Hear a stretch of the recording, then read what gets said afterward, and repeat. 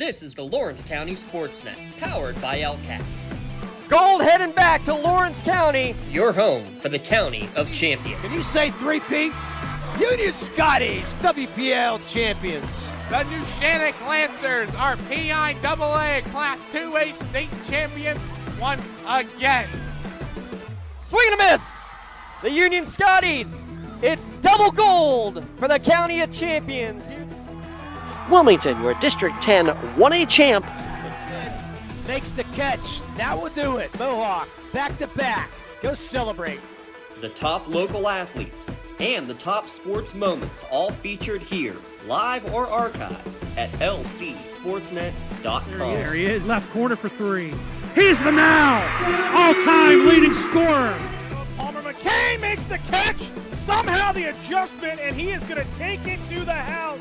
Francis Monitis works through Ritson. Has a chance. Score! Off the tip of the glove of the first baseman, Benedict. Actually recovered. And did they get her? They did! He has wide open. Dave McKnight gets the touchdown.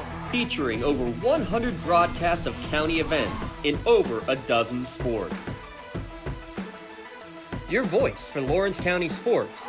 The gold ball headed home to Newcastle. This is the Lawrence County SportsNet.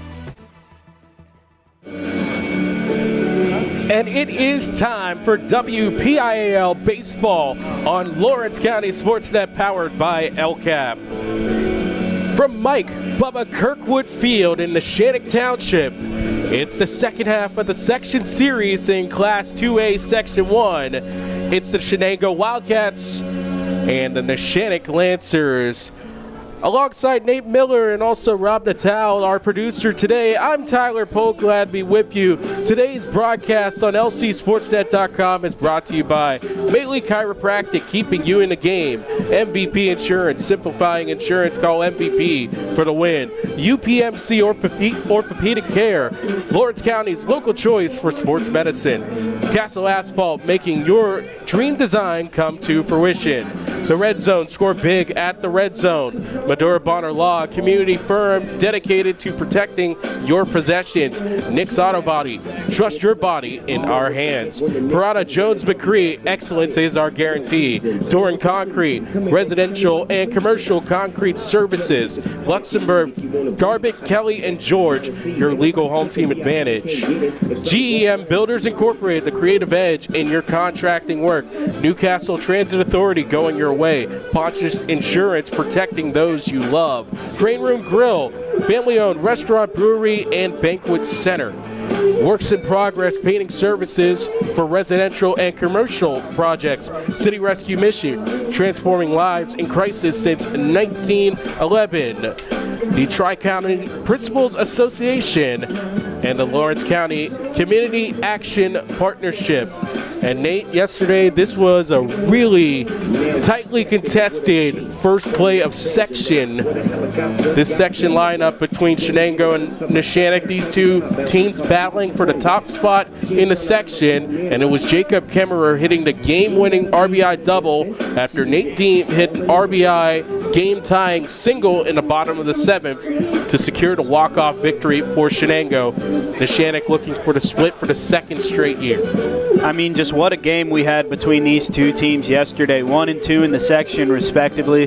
You know they're going to battle it out, and they're going to be good, close games between two powerhouse teams. So I'm excited to see how the second matchup between these two goes today, with Neshannock now having the home field advantage. We'll have the starting lineups, defensive alignment, and all after this as we'll take our first break. You're watching WPIAL Baseball on Lawrence County SportsNet, powered by LCAP. Hey, Mom, do you need a ride to the store today?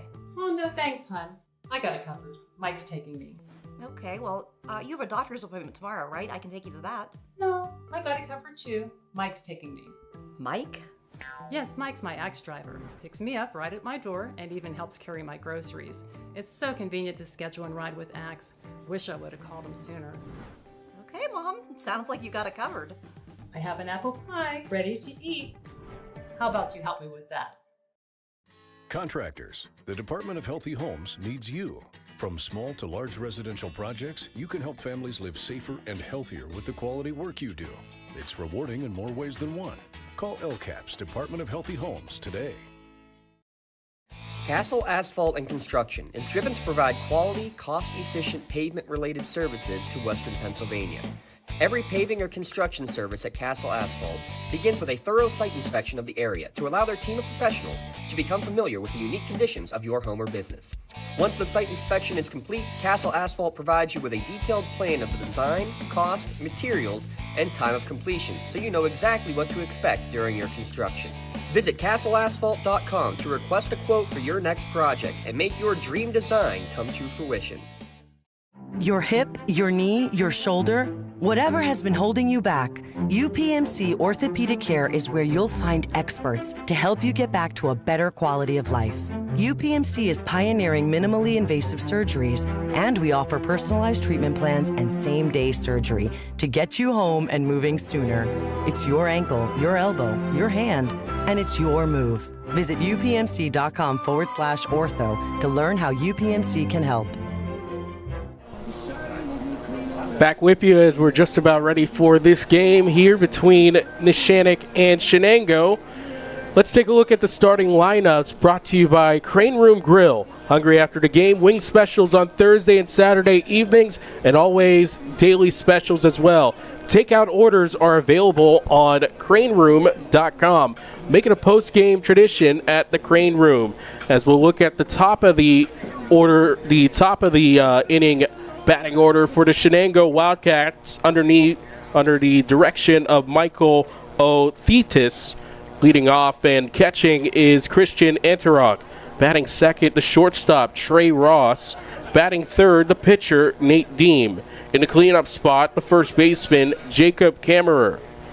Batting fifth, the second baseman, AJ Farilla. Batting sixth, the left fielder, Dom Dando. Batting seventh, the right fielder, Matt Fry. Batting eighth, the designated hitter, Lucien Laterra. Batting ninth, the center fielder, Rance Emmerich. Not batting is the third baseman, Jonathan Santangelo. Now it's time to take a look at the defensive alignment under John Coilero. The Neshannock Lancers line up like this. In left field, Kevin Gierlach. In center field, Cole Hutchison. Right field, Anthony Eakett. At first base, Mason Moroz. Second base, Luca Pagli. The shortstop is Nathan Rickel. At third base is Ryan Cameron. The catcher is Hayden Tatterson, and pitching today for the Lancers is Denny Joseph.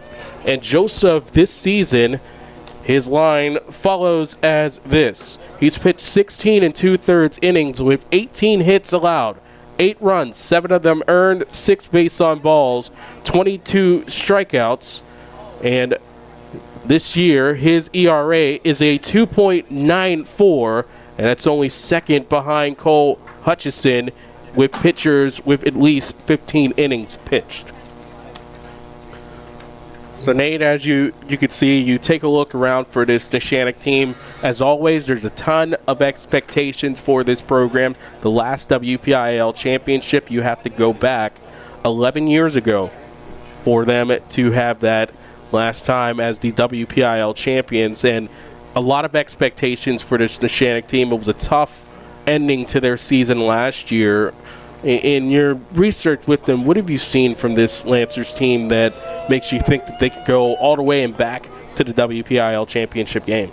Well, they're a good team this year. Looking at their record, they're 11-2 right now. They're 5-2 in the section. This is a good ball club. I mean, if they're able to muster up a win against Shenango today, both teams will be 11-3 overall and 6-2 in their section. So you're looking at a team that would be tied for first place in their section, most definitely getting a bid, you would think, into the Class 2A WPIAL playoffs. And then after that, I mean, they have the pitching, they have the bats. If they just get the favorable matchups they need and they're able to play their best, they can finally get back to the top of the mountain that they haven't seen in over a decade.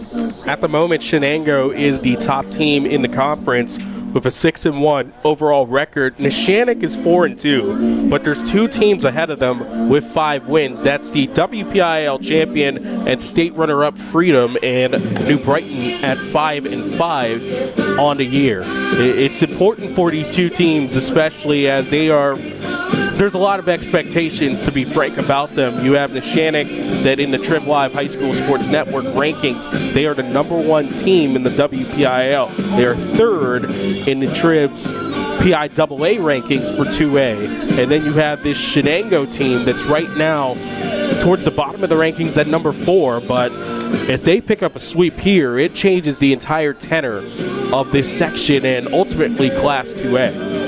It really does. I mean, this is such a big game for two teams battling for first place in the section. We know how valuable that first place spot is in section play whenever it especially comes time for playoffs. So this is a game I guarantee you both teams have been thinking about since the one ended yesterday, hoping that the baseball gods have things swing their way, no pun intended, and that they can pick up a big win here on a Tuesday night.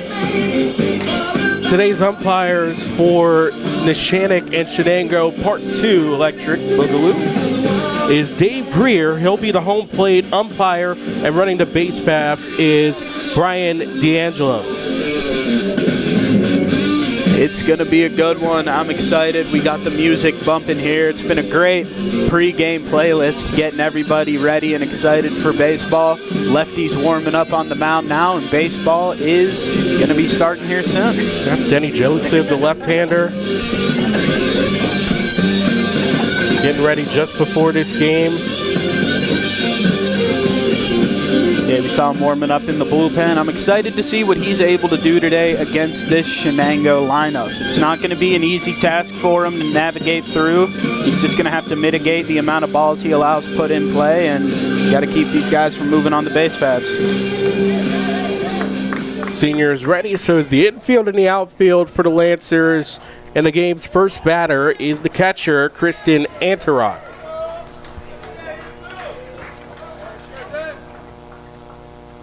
Anterock this season is batting .517 with 15 hits, 13 RBIs, and no home runs, but he does have 4 doubles and 1 triple. The first pitch is in for ball, 1-0. That pitch looked like it was pretty close to the zone. I'm not sure where it missed. It might have been down, but that was a close pitch and a good pitch to take. 1-0 is lifted in the air to left center field. The left fielder, Gerlach, and going for it, and he can't get it. Finds that small little area between Hutchison and Gerlach, and it's a leadoff double for Anterock. Those are always tough, right in the gap, up so high, and with how the sun is now, even if you got sunglasses on, it's still hard to be able to navigate that ball and find it into your glove, especially with how well Anterock hit it. And now his courtesy runner finds himself on second base here with no outs. Yep, Anterock will use a courtesy runner, and it's number 4, Rick Ziegler.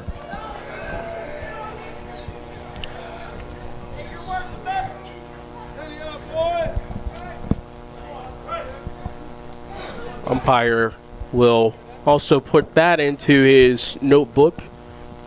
Make sure that's put down for future looks. And already our first batter is on base with a double, and here's Trey Ross. Ross this season with 15 RBIs. First pitch, good block by Tatterson for ball, 1-0. You think we're geared up to call another first inning of loads and loads of offense like we did yesterday? No. Well, we're ready, regardless. Here's the 1-0. In there for a ball inside. I don't know if either of us will ever call something quite like the first inning that we went through yesterday. I told you that I had the 2023 PIAA first round. That was a 15-12 decision in favor of Everett, the eventual champions. 2-0 in for a strike. It's a good pitch to get him back into this count. Don't want to walk a guy immediately after giving up a leadoff double, but first base is open. You can create a double play, so you don't want to pitch too heavily to him in the zone either. You don't want to fear the walk. Check on the runner at second, and a good job of getting back was Rick Ziegler, who's running for Anterock. I really like that pickoff move there by Denny Joseph. Again, the left-handers are always the tricky ones. Off the edge of the bat, foul. It's even at 2 balls, 2 strikes. It's much harder on first, judging a lefty. I feel like whenever you're trying to lead off, because you know they're looking right at you, they can just have that lethal step off the mound, pick you off at first base. I would hate to be a base stealer with a left-hander.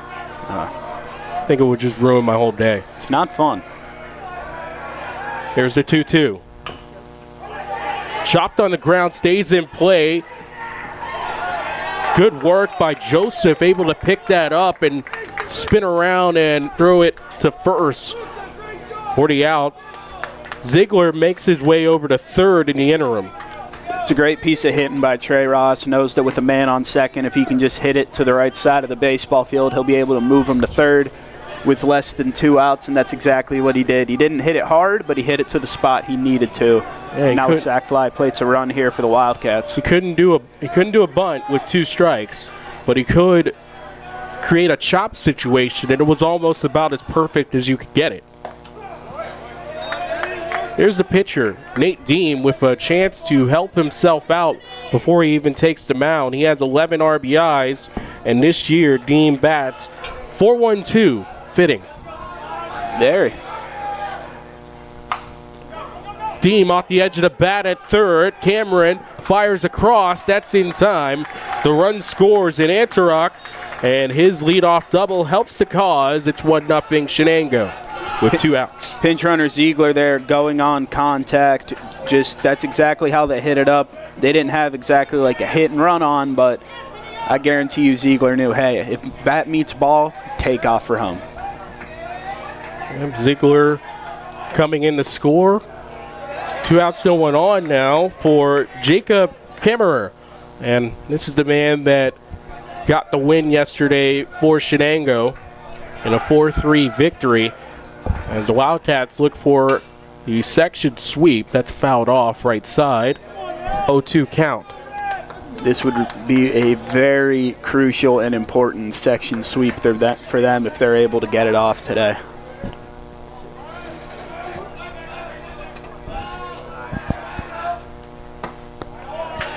That's a ball.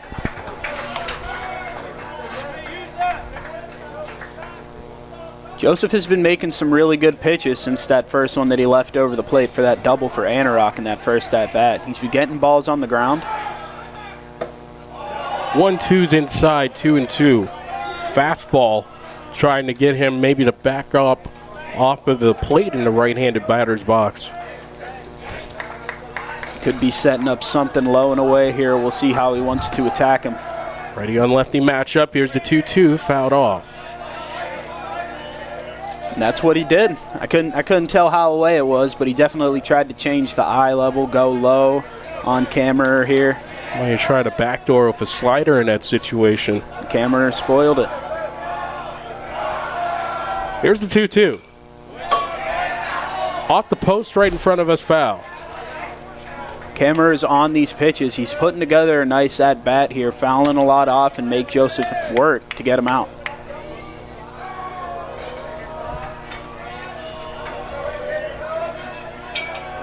Kammerer went 2 for 4 with 2 RBIs. Yesterday he swung on and missed to retire the side. First strikeout for Denny Joseph. 1 hit on 1 run, no one left on. Half an inning complete. Lancers coming to bat. You're watching Lawrence County SportsNet, powered by LCAP. 1-0 Shenango. Tired of gasoline costs? Why drive? Let the Newcastle Transit Authority take you where you want to go. Serving the city of Newcastle and stops throughout Lawrence County, as well as weekday service to Pittsburgh. Public transportation just makes sense.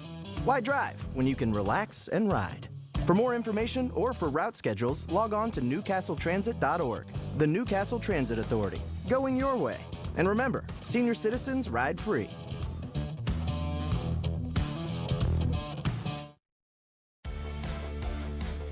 Attorneys Parada, Jones, and McCree are dedicated to giving their clients the best chance at a positive result.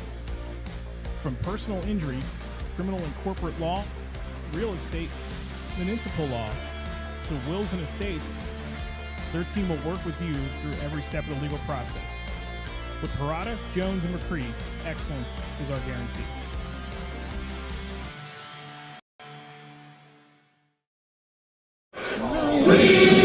welcome back as we're in the bottom of the first, 1-0 Shenango. On the mound for the Wildcats is Nate Deem. He's pitched 11 1/3 innings this season, has allowed 22 hits, 16 runs, 9 of them earned, has allowed 2 walks, has struck out 3, and his ERA this season is 5.56. We'll give you the lineup for Neshannock. Leading off, the center fielder Cole Hutchison, batting second, the second baseman Luca Pagli, batting third, the shortstop Nathan Rickel. In a cleanup spot, the third baseman Ryan Cameron, batting fifth, the right fielder Anthony Eakin. In the sixth spot, the designated hitter Joey DiMuccio, batting seventh, the first baseman Mason Morose. In the eighth spot is the catcher Hayden Tatterson, and batting ninth is Kevin Gierlach, the left fielder. In for a strike by Deem. That starting lineup brought to you by the Crane Room Grill. I'll give you the defensive alignment after this. Ball drooped low. Oh, he called a strike. Wow. Now, unfortunately for us at that viewpoint, we have this metal bar that goes right in front of the umpire's hand when he likes to throw up strike. Well, you guys helped me out there. 0-2. Fouled off right side. Again, Rob Natal, our super producer here today, also helping me out. Of course, you as well, Nate. As sometimes my eyes betray me. Guess it must be old age. And I'm not even that old. Here's the 0-2. Good snag by Antarock behind the plate. Well offline. 1-2. Hutchison, the leadoff batter for Neshannock, as he bats .375 on the season. Looks at that one. That's a good pitch, but just missed. 2-2. Hear a couple of groans from the Shenango dugout, but the pitch was outside. It was a good call by home plate umpire Dave Greer. 12 hits, 12 runs this season for Hutchison. Flared out to third. Santangelo across the camera for the out, one away here in the bottom of the first. Luca Pagli heading to the plate with Shane McMahon's theme song. You got to like that. We'll give you the Madura Bonner Law defensive alignment after this. So we have to recognize a good theme song.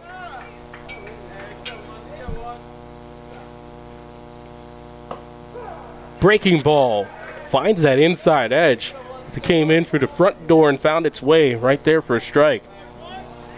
That was a fantastic pitch there by Deem. Right out the boomerang there. And this time it misses. 1-1. Tried to go back to it, just threw that one a little too far inside. Not sure if he's trying to set up some away pitches here by pitching them in, or if he just wanted to go back to the same spot. 1-1. Heater. Blew it by Pagli. There's the away pitch right there. Fastball outside. Backed him off the plate a little bit and got him to swing at something that he couldn't hit. Team ahead. From the windup, here's the 1-2. Ripped into left field. That gets down in front of Dando for a base hit for Pagli. Well timed on that as he sat on it and he slotted that into left field. Just caught a little too much zone with that pitch there for Deem. And then Pagli just hit it where it was pitched and it found its way into left center field. Time for the Madura Bonner Law defensive alignment at Madura Bonner Law, community firm with personal connection and individualized service. Left field for the Shenango Wildcats is Dom Dando. Center field is Rance Emmerich. Right field is Matt Fry. At first base is Jacob Kammerer. Second base, A.J. Farilla. Shortstop is Trey Ross. Jonathan Santangelo, you got the first put out of the game, is at third base, and the catcher is Christian Antarock. Nathan Rickel steps in with a runner on first and one away. Breaking ball to start the at-bat, in for a strike. Got some Nate on Nate action in this at-bat. Nate Deem going up against Nate Rickel here. Only one can win. I remember a few years ago on Facebook, there was a battle of the Joshes. A bunch of people named Josh put into a group chat. They were supposed to, I guess, meet somewhere and fight for the right to be named the ultimate Josh. How about all those Ryans that went to a game at Coors Field last year? Yes. They had a whole section. And Ryan McMahon, of all people for the Rockies, hit a home run during that game. Oh, it was meant to be. Check on the runner. Pigley's back at first. From the stretch, here's the 0-1 from Deem. Flexes outside, a ball on the strike.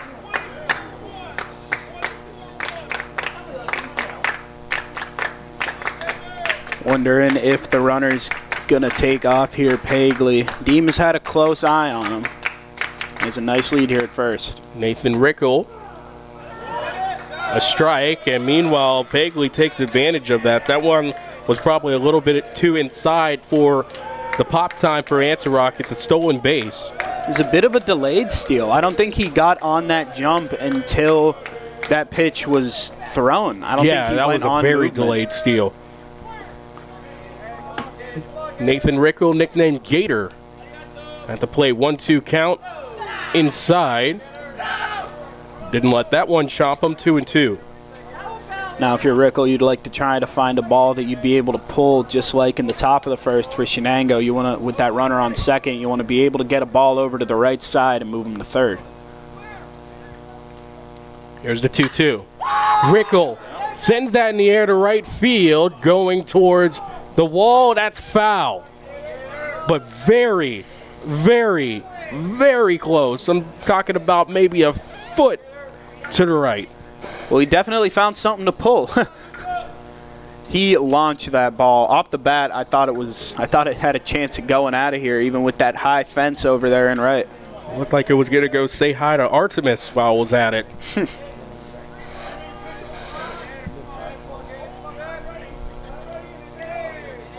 Left-hander in there taking this battle against the right-hander. 2-2. He puts this one in play, but it's right at the second baseman, Farilla. Oh, two well-hit balls. One goes foul, and one's lined right to the second baseman. That's a tough break for Rickle. He hit that ball hard. He hit it where it was pitched. He pulled it, like I said, he should, and it was just right at the second baseman, Farilla.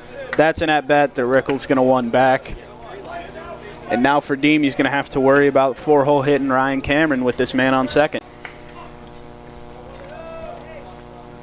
The junior to the plate, batting .448. And he pops this one up on the first pitch. Good foul territory here at Neshannock to the right side, and that one's caught. It was Jacob Kammerer that was able to make a jump to it and got it just before it landed.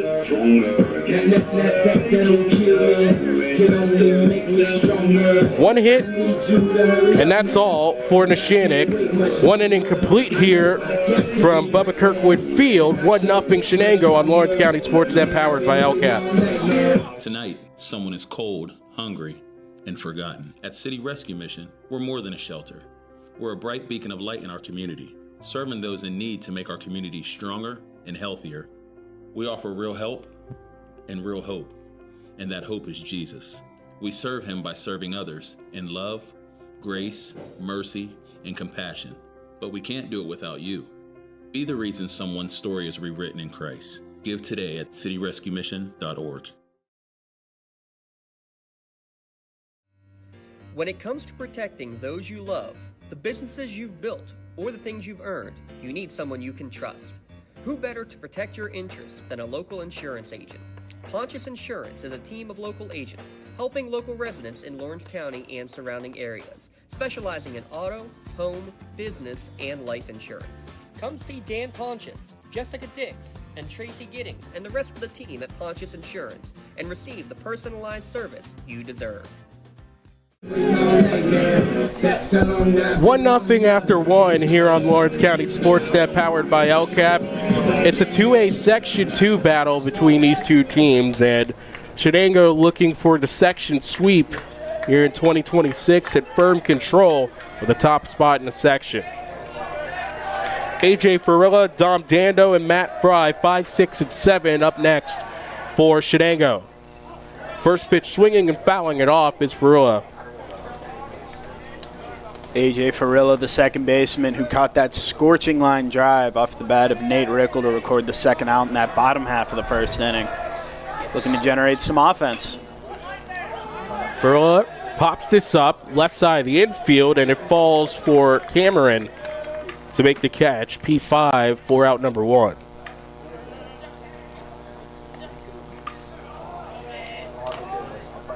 You've seen a lot of pop flies and ground balls so far today. Some weak contact on both sides. I'd say the 3 hardest hit balls were the double and the 2 balls that Nate Rickle hit that he came up with nothing. Here's Dom Dando at the plate. Dando takes it the opposite way, foul for strike 1. By the way, maybe one thing that probably affects ball travel, it's 64 degrees. We got some sun out here, a few clouds, but especially compared to yesterday.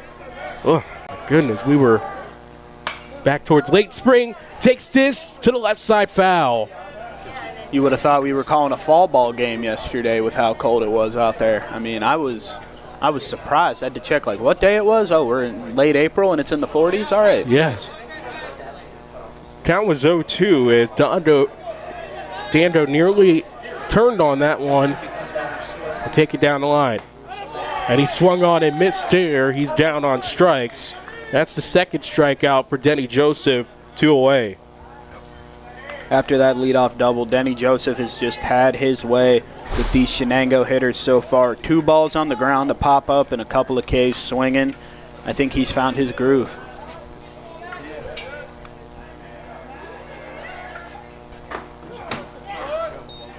Matt Fry in there for a strike. Yeah, after that, it was a RBI ground out for Deem, but in that process, he set down the last 5. Ball and a strike to Fry. Fry, lightly used in the lineup, has 10 at-bats and 1 hit. 1-1.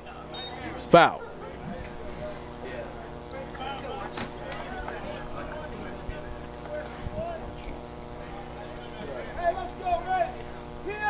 Shenango, WPIAL champions for the first time in 2021, defeating Seton LaSalle. 1-2, swung on and missed. Joseph with his 3rd strikeout. It's a 1-2-3, top of the first. And we'll head to the bottom of the inning. Still 1-0 Shenango on Lawrence County SportsNet, powered by LCAP. For 20 years, Melee Chiropractic has treated athletes of all ages to help them get safely back to the top of their game. Melee Chiropractic has 3 full-time doctors in their office, and all 3 are former area athletes who have had to battle injuries throughout their careers. They want to help you get safely back on your feet. But more importantly, help stop the injuries before they happen. Prehab before you rehab. Attention all high school student athletes. During your sports season, a $30 visit to the Melee Chiropractic office includes an adjustment and/or all therapy is necessary. From the athletes of tomorrow to the weekend warriors and everything in between. Let Melee Chiropractic keep you in the game. Does your blueprint not match the vision of your building project? Not with Creative Edge Architecture. From concept to creation, Jeff Measel will help tackle the complex problems, creating design solutions and construction experience. Creative Edge gives you the edge design and construction meet. I'm the man, I'm the man, I'm the man. It's karaoke night here at Neshannock. As we're back on there, not joking, man. I was just like, I wanted to tell you, but I was like, nah, you're vibing. I'm not gonna stop you. I forgot we were doing a broadcast. Yeah. This music, man, this soundtrack has been good since the moment we got here. My goodness. Shane McMahon, Randy Orton. Neshannock got to feel like WrestleMania. It's Anthony Eakin, Joey DiBuscio, and Mason Moroz, 5'6'7". Next up for the Lancers, down by 1. Breaking ball misses to begin this at bat, 1-0.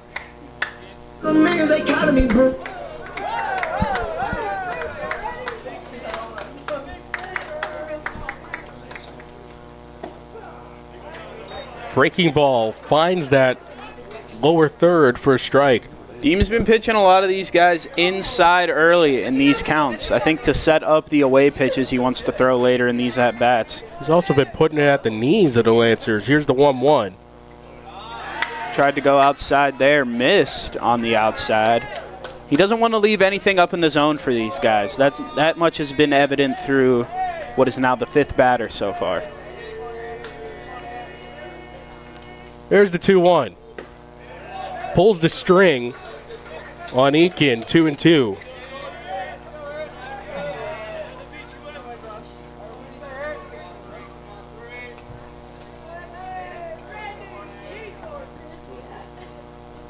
Deem ready, here's the 2-2. Swung on and missed for his first strikeout of the day. One away here in the bottom of the second. That was a beautiful pitch by Deem there to get Eakin swinging. Loved that. He was fouling a lot of stuff off all at bat, missed a couple spots, and then got a nice pitch there. Here's Joey DiMuccio. He was the only player for Neshannock yesterday with 2 hits. First pitch swinging, sends this out into right center field, and the right fielder, Matt Fry, has it for the out. You can tell these outfielders are battling that sun right now. And you also get scared on some of those fly balls that it's going to fall into the dreaded no man's land out there between the second baseman, center, and right fielder. It did happen to Neshannock with Gerlach and Hutchison on the first batter for Shenango, so turnabout is fair play. Mason Moroz takes a strike, 0-1. Attacking another hitter low.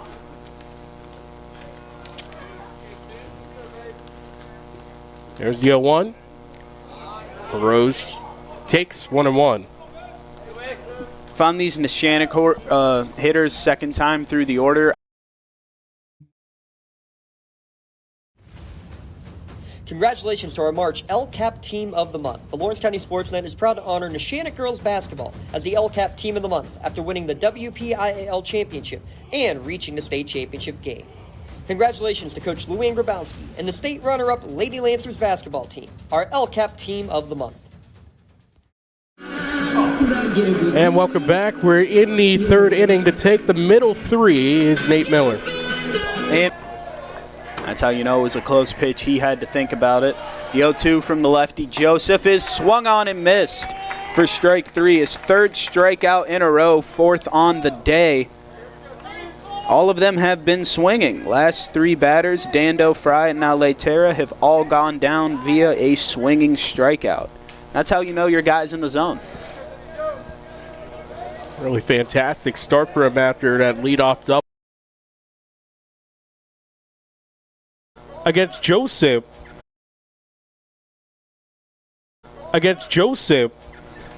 in which, man, they're able to put it right in between. There was also Cameron who nearly got a home run to right field. It was just foul.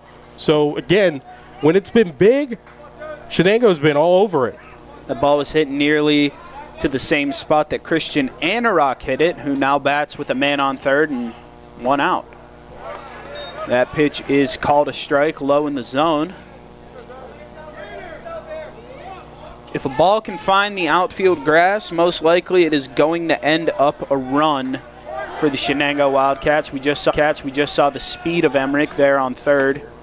You'd think even a somewhat shallow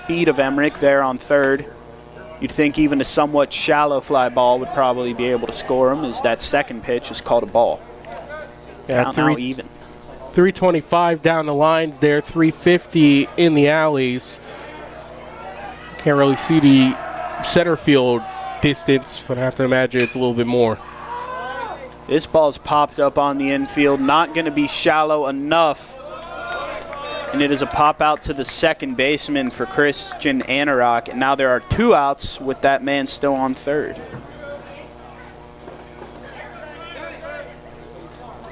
Batter will be Trey Ross, who chopped one to the right side in his last at-bat, allowing Anorak's courtesy runner, Rick Ziegler, to move over to third base. Now he's looking to get a base hit here and an RBI.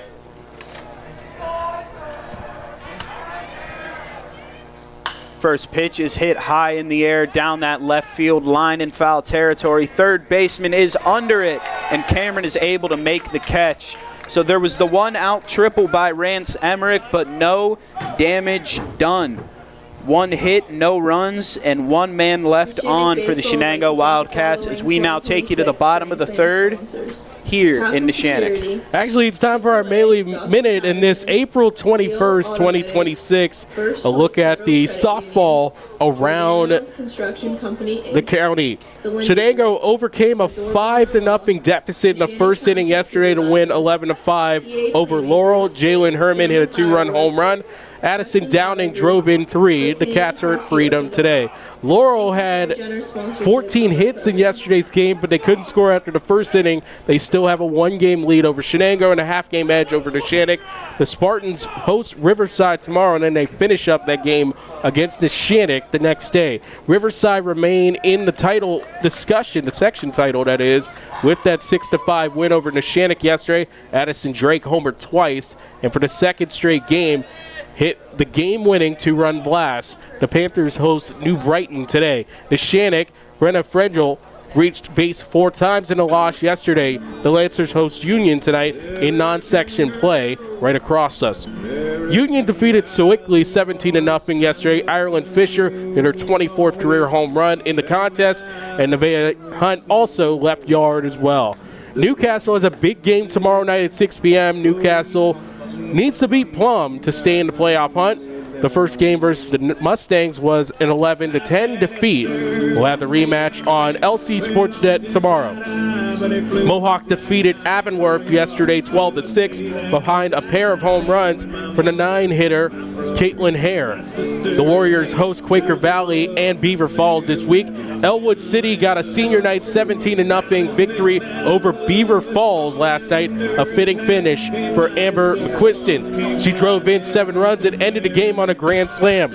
Wilmington, their next scheduled game is Reynolds tomorrow. They haven't played a full game in over a week. Avery Harlan is hitting over 600 for the Hounds. That's your Melee Minute, brought to you by Melee Chiropractic, keeping you in the game as we keep you informed of what's going on in Lawrence County softball.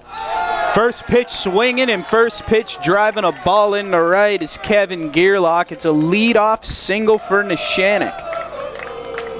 Well, it's a new life, it's a new day for Neshannock, as they were in about as dire straits as you could get with a 1-out triple, but were able to hold them from there.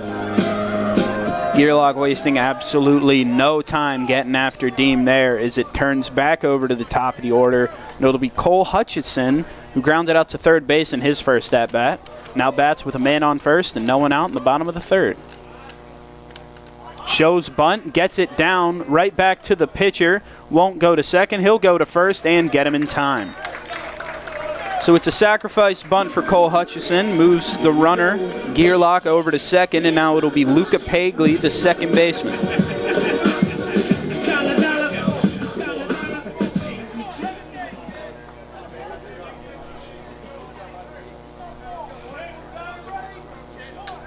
And the whole enchilada is not needed, so that's a great play with that sacrifice bunt. Now man in scoring position with 1 out. His first pitch is low and fouled off. Deem staying with that low and inside agenda that he's had so far through these first 2 innings here in the third. A lot of these first pitches we're seeing, they're either inside to these hitters or they're low. They tend to be setting up some pitches he likes to throw on the outer half of the plate later in these at-bats.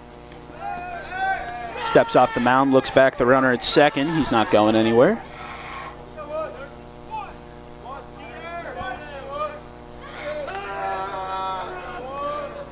Deem deals, and this ball is hit into center field right at the center fielder Emmerich, who catches it with ease, gets it back in on the infield, and it is a fly out to center for the second baseman as Nate Rickle will now come up with 2 outs and a man in scoring position.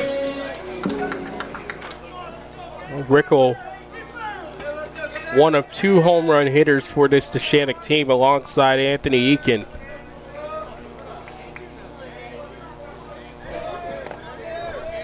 Gearlock leads off of second. 2 outs here in the bottom of the third. Pitch, up and away, taken for ball 1.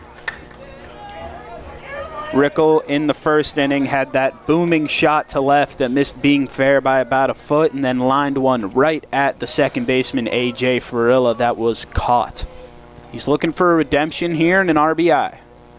Pitch is low, grounded over to the first baseman, bobbled, corralled, and is in there in time for the out. Kammerer didn't have it at first, was able to beat Rickle to the bag, and that is the third out of the inning. One hit, no runs, one man left on for the Lancers as we head now to the top of the fourth. Still 1-0 from Mike Bubba Kirkwood Field. Works in Progress Painting wishes a successful and satisfying season to all the Lawrence County sports teams and athletes. Work hard and bring honor to your team, school, and family in how you play. Joe Wright and his family have been providing painting, window cleaning, and other property services for business and homeowners in the Lawrence County area for over 10 years. Their goal on every project is to provide a meaningful service that honors their customer, God, and their family, and to have fun while doing it. Works in Progress is now booking interior painting projects for both residential and commercial projects. Call Joe today at 724-714-4294 to discuss your next project.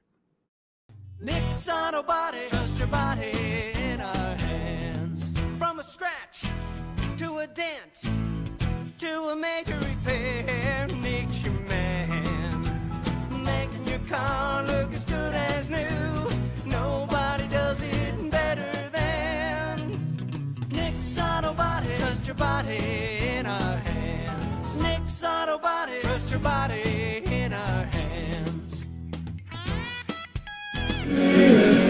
And we're back at Mike Bubba Kirkwood Field here in Neshannock, Pennsylvania, where Shenango comes up to bat in the top of the fourth inning with a 1-0 lead against Neshannock. The leadoff hitter will be the pitcher and three-hole hitter, the lefty Nate Deem, in a lefty-lefty matchup against Denny Joseph, starting off his fourth inning of work. Surrendered 2 hits so far, both extra base hits, only 1 run has come of it. That pitch low and away, taken for ball 1.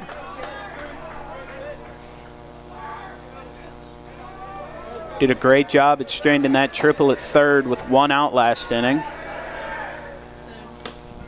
And another pitch outside to Deem here, and now he's down 2-0 in the count. Yeah, both sides with some pretty solid contact on some hits, but nothing they could do with it afterwards. Been a lot of missed opportunities so far on both sides in this game as this pitch is fouled back behind home plate.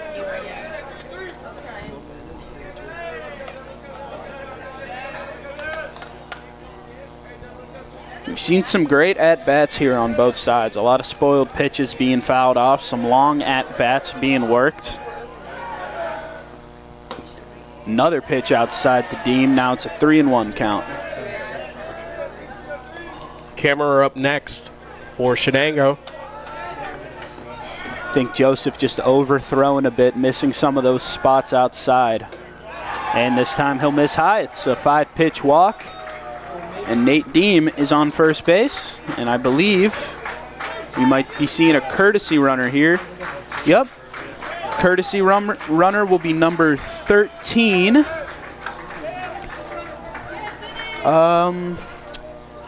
Maybe it is Esposito. So don't have a number 13 on the roster, but we think it might be Joe Esposito. Yeah, we're calling that Joe Esposito. We're going to call it Joe Esposito. It hopefully is. They have names on the back of their jerseys here. Unfortunately, we can't see the back of his jersey.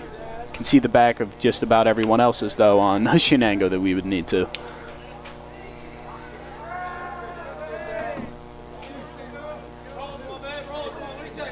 That was the first walk of the game by either side.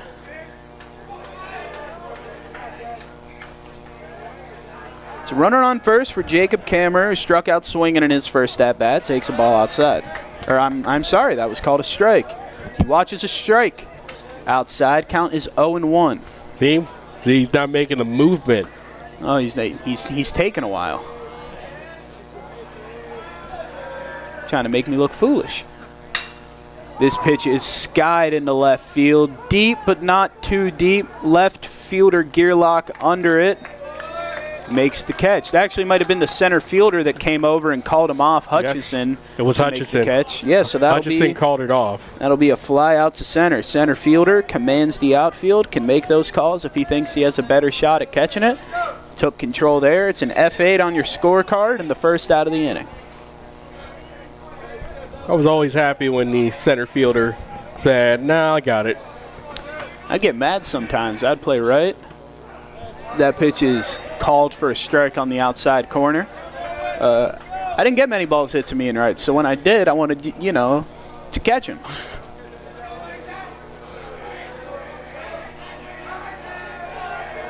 Esposito leads off of first base, courtesy runner for Nate Deem, who walked. Pickoff move by Joseph, unsuccessful.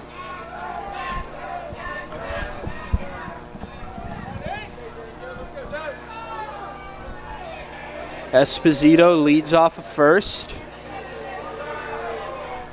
Pitch to Kammerer is outside. It is a called strike 2.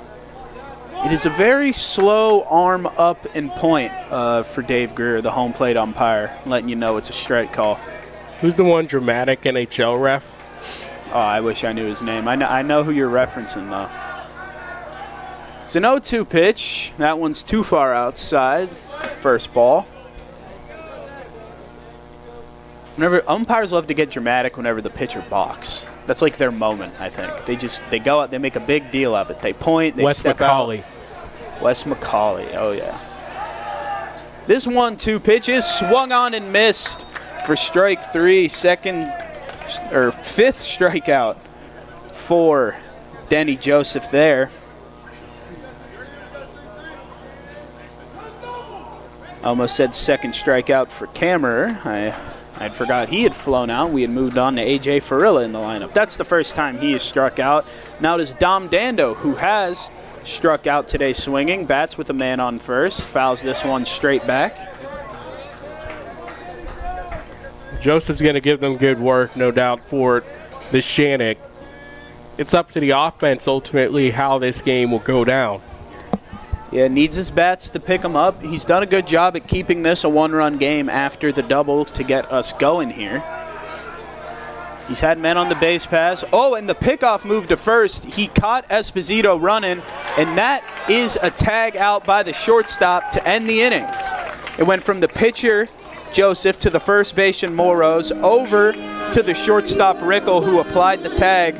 Caught Esposito dancing off the bag, and he pays for it. That is the third out of the inning, and we head to the bottom of the fourth. Still 1-0 here. Here at Shenango, the teachers and staff love their Wildcats. In the classroom or wearing the blue and gold, we have their back, and we wish the Cats the best this season.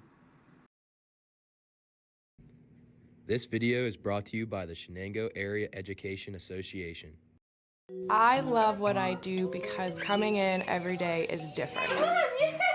How can you not enjoy these kids coming up and hugging you and giving you these great smiles all throughout the day? Seeing the progress that our kids make every single day is one of the reasons I love coming to school. What should we do? We have fun. LCAP Early Learning Centers is hiring. Help empower young minds in Lawrence County and become a superhero today. Apply at lcap.org. GEM building contractors and developers have a proven record of performance on any size project. They bring value, local craftsmanship, expert management to meet any challenge. From design construction, from inspection to budget estimation, GEM Builder has been building our community for 70 years.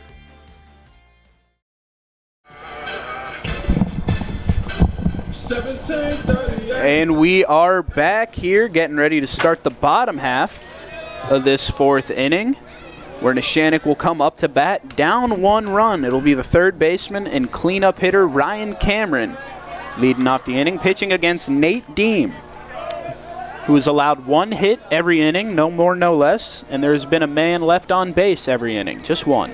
No more, no less. That pitch is taken down and away in the dirt for ball 1.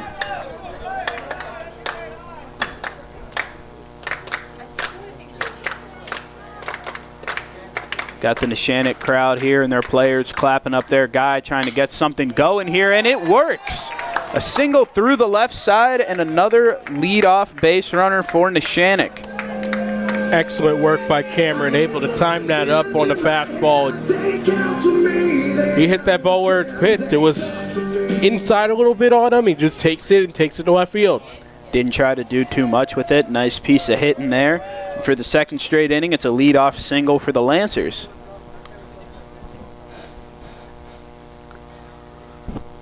Cameron leads off at first. Deem set, picks off. Not in time.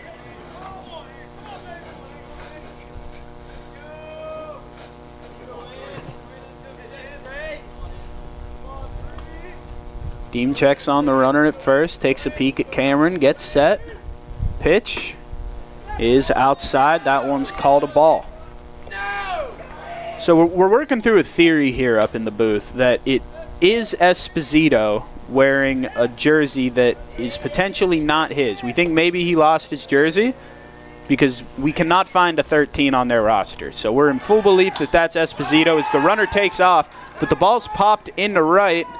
Or it's not popped into right.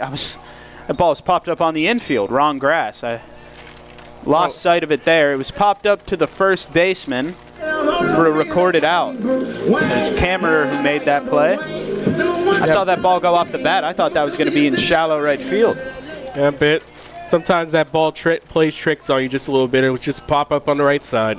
You know, I don't like when it does that. I don't like when it tricks me. Between innings, I'll go check and see if that's Esposito for us. I'm sure that's what he meant. Another pickoff try, unsuccessful and late, and a big lead now for Ryan Cameron over there at first. That pitch is outside, called a ball. Joey DiMuccio at the plate. The DH for the pitcher, Denny Joseph. Cameron leads, dances off of first base. Pitch from Deem is hit foul. Almost out of play down the right side.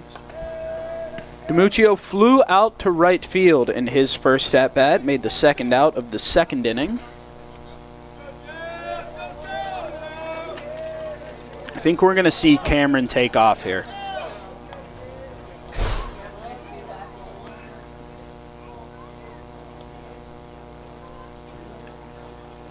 And there he goes. Pitch right down the middle. Throw down. Not in time. It's a stolen base for Ryan Cameron.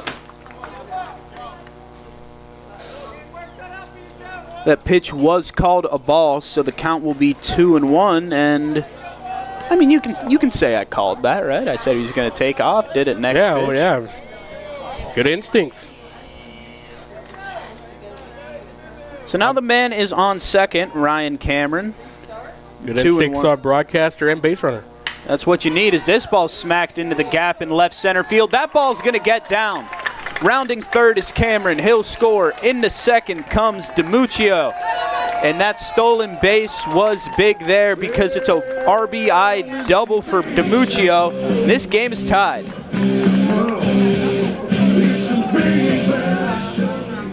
So Neshannock finally gets that next hit after they get a runner on base. That's been a key for them throughout this game. They've gotten one hit in the inning. They haven't gotten that second to bring the runner home. They do this time. First multi-hit inning for either team here today.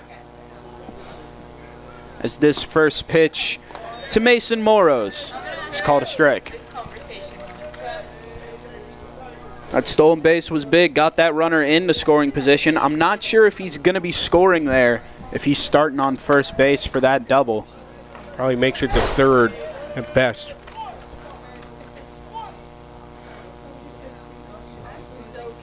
Oh, 1 pitch, way outside. The count is even at a ball and a strike. And that's just situational baseball at its finest. Get them on, get them over, get them in. That's what they did.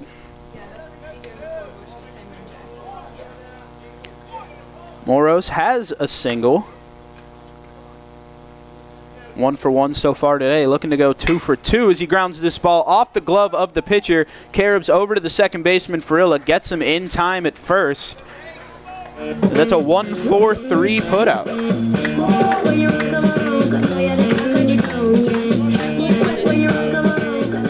It was hit softly enough, though, that it did allow DiMuccio to advance to third.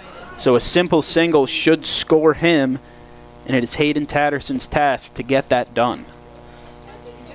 First pitch from Deem is swung on and missed. Strike one. Yeah, I'm talking about whenever you're trying to go for the ceiling in that situation for Tatterson.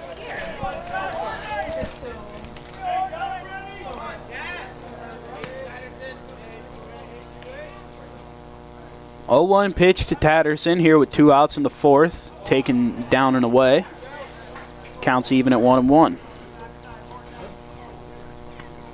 Deem's pitched great all day. He's given up a couple of hits, or make it exactly 5 hits so far this game. The first one to be costly came in this inning as this ball's grounded foul down the third baseline. Counts now 1-2.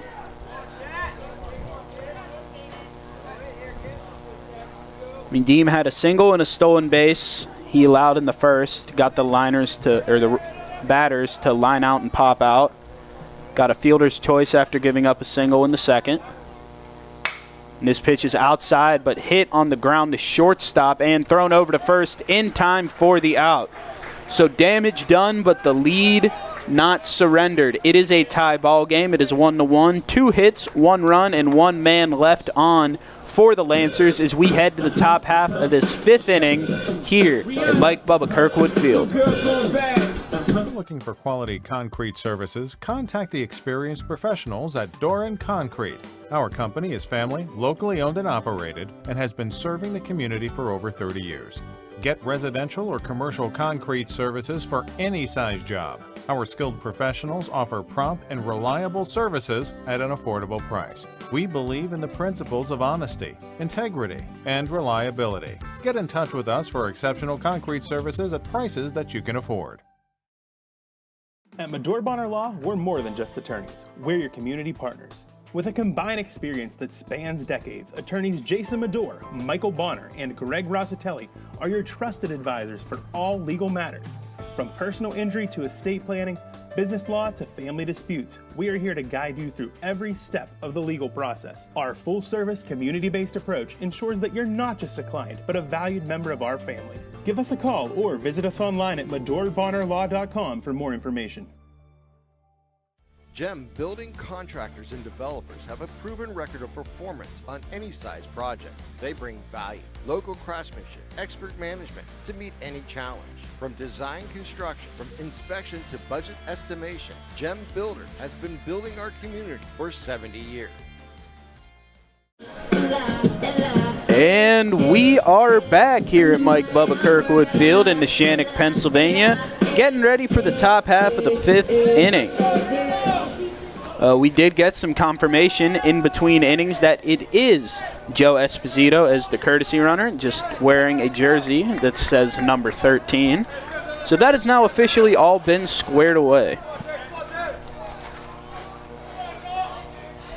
Leadoff hitter here is Dom Dando, the left fielder, struck out swinging in his first at-bat, and lines this one into right center field, a base hit. Just out of the range of the second baseman, Pagley, and it's a lead-off single for Shenango. Dando's last at-bat cut short after the pickoff play that got Nate DiMuccio. Yeah, got a fresh chance at the plate. Now a fresh chance for the Shenango offense with another straight inning with the leadoff man on first. Batter is Matt Fry, shows bunt, pulls back on a pitch outside, counts 1-0. Might have been a pitch out there. I'm not entirely sure. Maybe expecting Dando to go on the first pitch.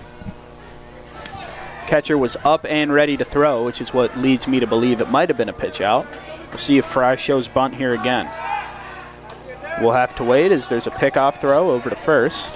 So this is going to be the interesting cat and mouse battle for any runner at first and a left-hander on the mound. He can easily look over there and just shake you back to your side without a throw. Got to be really careful. We already saw Esposito pay the price, and this pitch is up and away. Count now 2-0. You got to wonder if Joseph may be a little too concerned about that runner on first now. Needs to refocus, focus on the hitter, get a ball on the ground. Maybe his defense can turn one for him.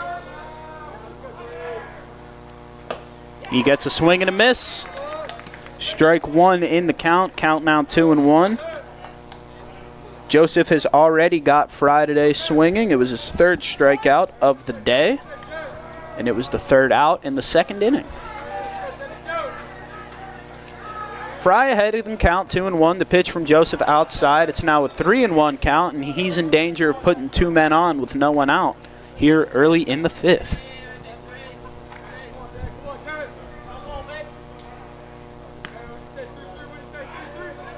Lefty-lefty matchup. Fry bats, 3-1 count. The pitch from Joseph. Bunt is shown by Fry. Pushes it down the left side. It is foul. Now the count is full. Yeah, why not have the runner go with that? It's a good idea. You place it in a good spot. You already have your runner at second regardless. Tried for a little bunt and run there. I have a feeling we'll still see Dando try to take off now that it's a full count, even though there are no outs. So even on a strikeout here, if they hit and run, it would be nice to have that runner at second with only one out.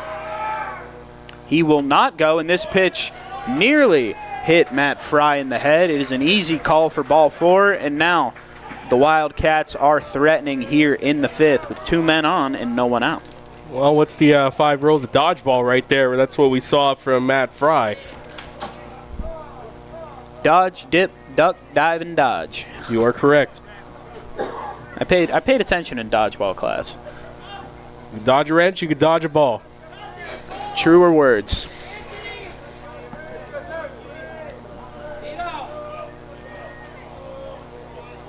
It's a great movie. Now you got me thinking about dodgeball. The batter is the DH, Lucian Leitera, who shows bunt, pops it up behind the plate. Catcher lost it for a second, was not able to react in time to make the play. Now Joseph's ahead in the count, 0-1.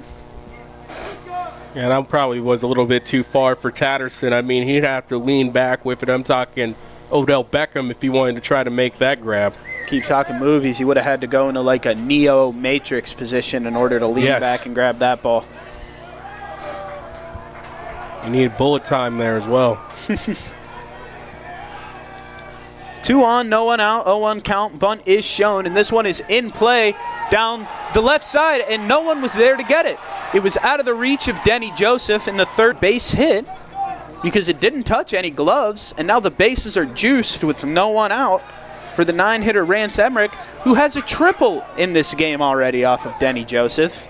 What is Shenango gonna do, or what is Neshannock gonna do here? We have a mound visit going right now, so clearly they're talking it over.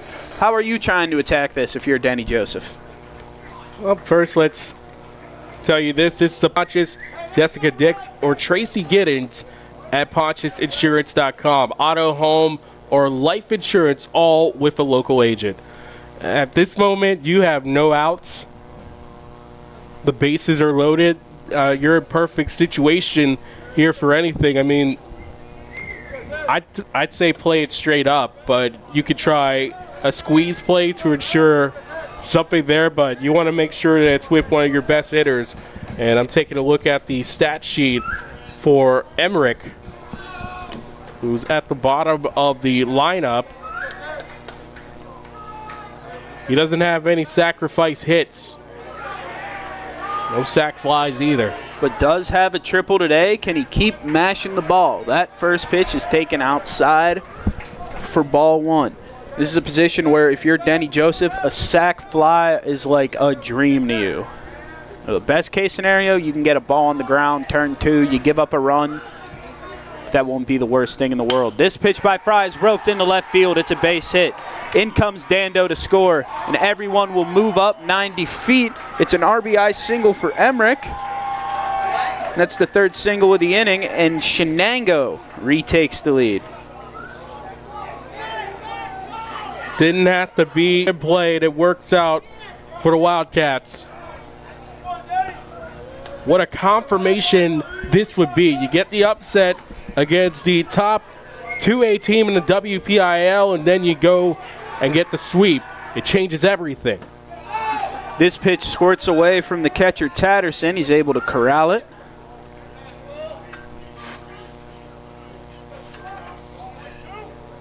Count 1-0 here for the leadoff man, Christian Antarock. His third at-bat. He's doubled and popped out to the second baseman so far in this game, 1 for 2. That pitch finds its way into the zone for a called strike. Count now at 1-1. Well, the situation's critical. It's already been critical whenever the bases are loaded, but when you have a run in and no one's out already. This pitch way outside, count now 2-1. And if you're Joseph, you have to attack the zone here. You can't start a string of walks and giving guys free passes and free RBIs. You need to pitch this ball into the zone, give him something he can hit, and just hope that your defense can pick you up and record an out.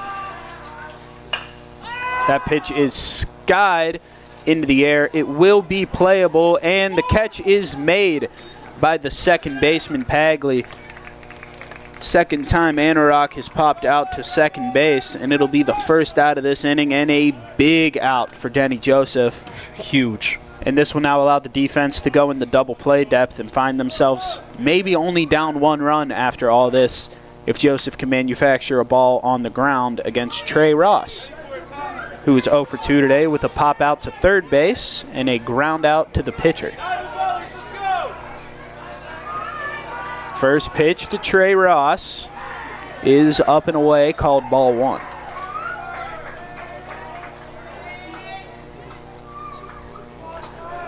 In these innings where you're just jammed early, couple ducks on the pond, no one out, that first out is always the biggest to get your confidence back. This pitch is low and away, taken as well. Now Joseph finds himself behind in another count.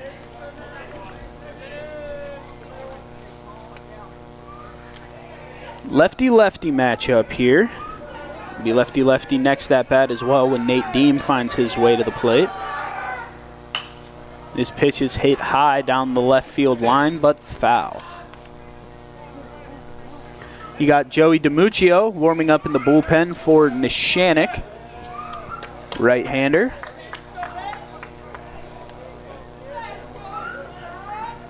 DiMuccio currently DHing for the pitcher, Danny Joseph.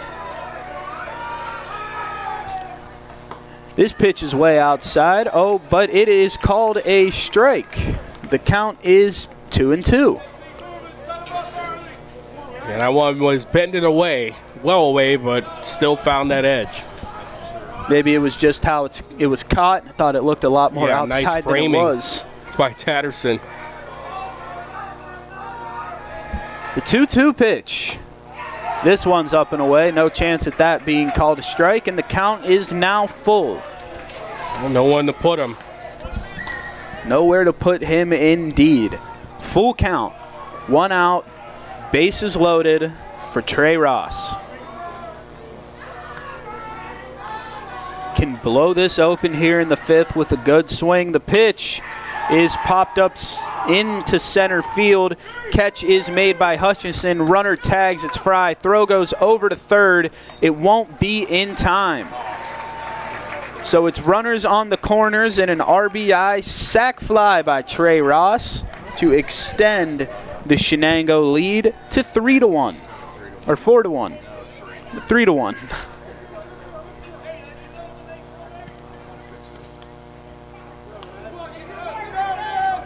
Now the batter will be Nate Deem, who has walked and grounded out to third base so far today.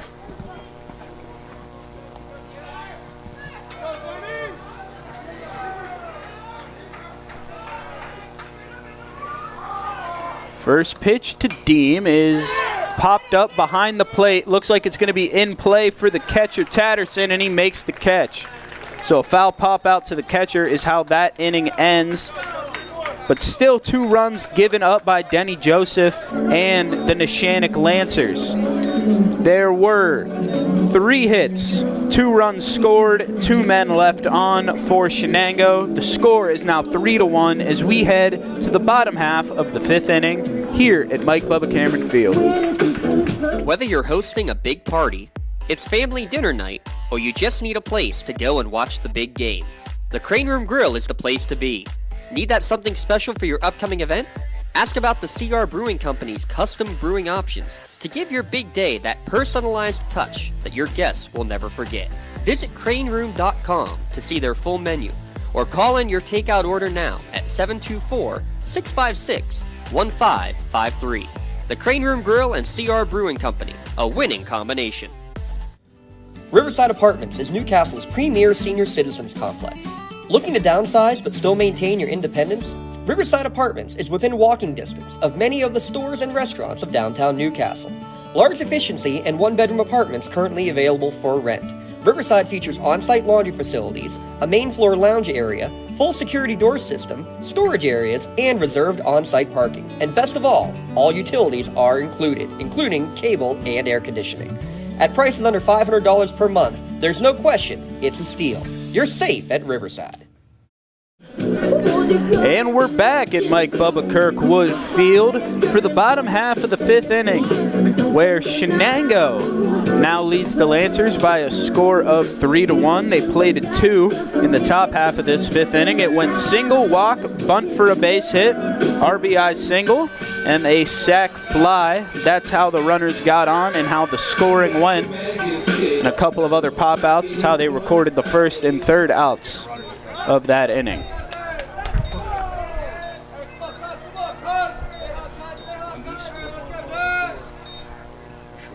First pitch to the leadoff man, Gearlock, is hit in the right center field and caught by the center fielder, Emmerich, with relative ease. That's what they like to call a can of corn for the first out here in the bottom of the 5th. Yeah, Jiffy Pop. What other ones are there for popcorn? I'm trying to think of it. I only know Jiffy Pop off the top of my head. Oh, you got Orville Redenbacher. That's thank you. That's like the one. Kettle corn. You got Pop Secret, Act 2. I forgot them all. I haven't eaten popcorn in a while.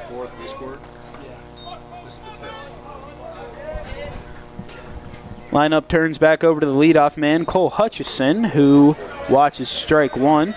He has a sacrifice bunt and a ground out to third so far in this game. Looking for his first base hit of the evening. This pitch is grounded up the middle. Oh, but corralled by the shortstop. Thrown on over to first base in time. What a play by Trey Ross, stopping that ball from getting up the middle and keeping Hutchison off the base paths, robbing him of that first hit. 2 outs here in the 5th. Type of theme song that makes me go to the ump, call time. Let's have this play a little bit more. Yeah, you can wait for him to bat. I like this song. This pitch is, what a snag by Trey Ross. It's short. Can he do it again? Throws over to first. Throw is not able to be corralled by the first baseman, Kammerer. I think that will go down as a hit. I'm not sure if he would have beaten the throw regardless, but what a job by Trey Ross keeping that on. Yeah, that was a 10-bell move by him. Able to snag that. Heading out towards the outfield into shallow left. Fantastic play, nearly coming through for Ross.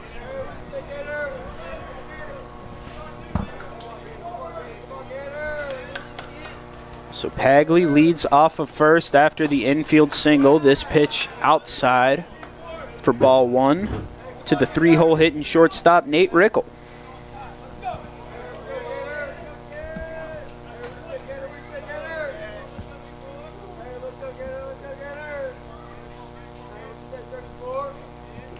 Looks back, the runner at first, picks off, not in time. You got to wonder, I bet you Pagley's happy that Ross stopped that ball in the infield because now he gets to say that he got an infield single. Oh, yeah, I mean, that one was probably going to go shallow enough. Maybe he could have tried to. If he was feeling froggy, then he could have left. Pitch called Strike there on the outside corner to the left-handed hitting Rickle.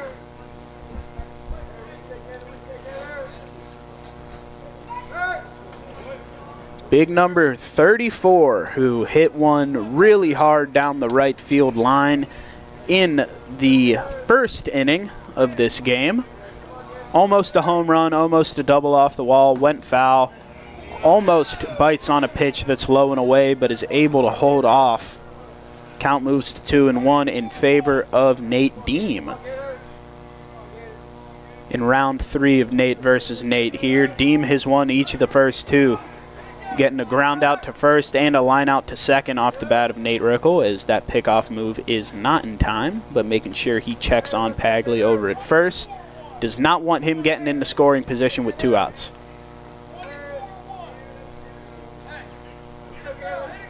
Little wristband check there for Rickle, making sure everyone's on the same page. Catcher setting up outside. And this pitch is outside, hit the other way. That ball bounces in fair territory just inside the line. Pagley's coming around third. He gets the send. He's coming home. Throw, bobbled by the shortstop. And it's an RBI double for Nate Rickle. He wins the battle against Nate Deem this time.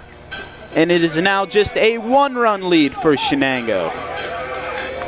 Last year, Neshannock was kind of in trouble of getting caught up at home a few times, but this time it works out for them, and we still got a game here, people. Relay throw, not sure if it would have had him even if not for the bobble. It had to be perfect, basically. You had to handle it in one motion, and maybe it had to be a swipe tag, much like yesterday that hurt the Laurel runner at the plate. Oh, yeah. It would have been close, but now Ryan Cameron down 0-1 in the count looks to get that runner on second home to tie this up, as this pitch is way outside. Count now 1-1. I think Rickle was expecting that outside pitch there. You saw the catcher lined up outside. All signs were pointing to the pitch would go there, and he just a little soft serve right in to left field for a nice easy double. That pitch outside as well. Called a ball. Count now at 2 balls and 1 strike. Here with a man on second and 2 outs, and this has turned into a fantastic baseball game. Not that it wasn't, but now we just have even more drama. That pitch wave on and missed. Count now 2-2. Had a clean game.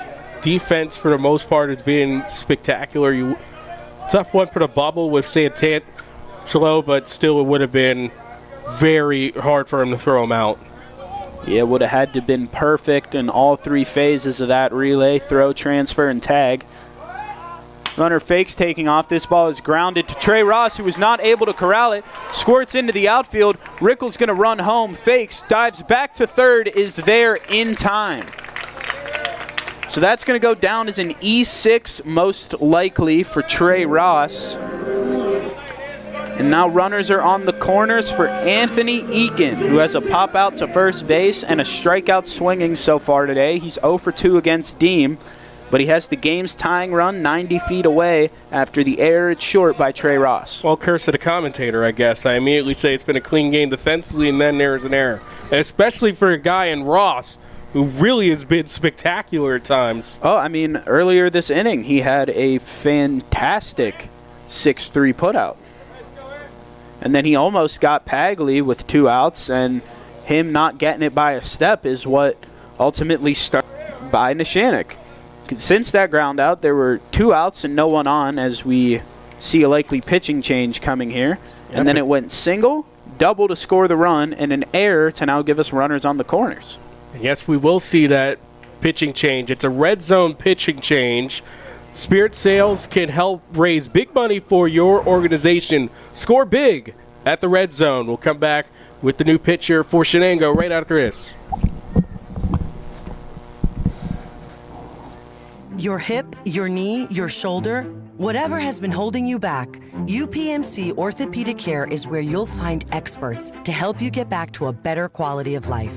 UPMC is pioneering minimally invasive surgeries, and we offer personalized treatment plans and same-day surgery to get you home and moving sooner. It's your ankle, your elbow, your hand, and it's your move. Visit upmc.com/ortho to learn how UPMC can help. Being the home team, to playing at home. And at LGKG, we have been your home team for over 90 years. We're more than just a law firm. We're your friends, your neighbors, an advocate when life takes an unexpected turn. We're not just lawyers that practice law. We live in this community, just like you. When you need us most, we're at our best.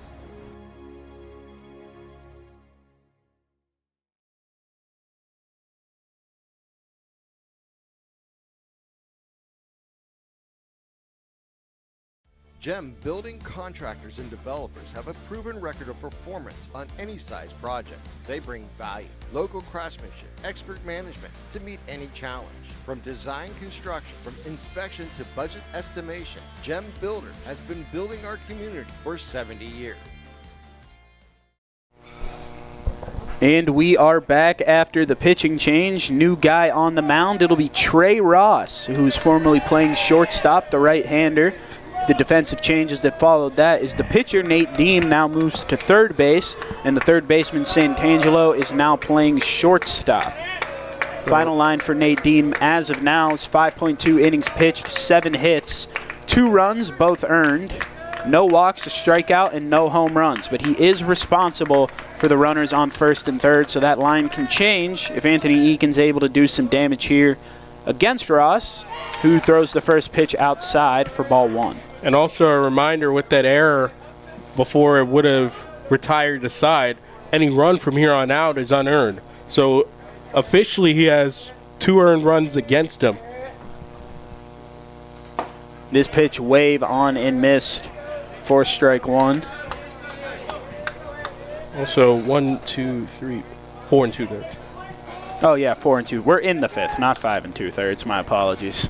I got a new way that I'm scoring, and it's working out very well for me right now. You have to teach me your ways. I just forgot. Dots like Dotson, man.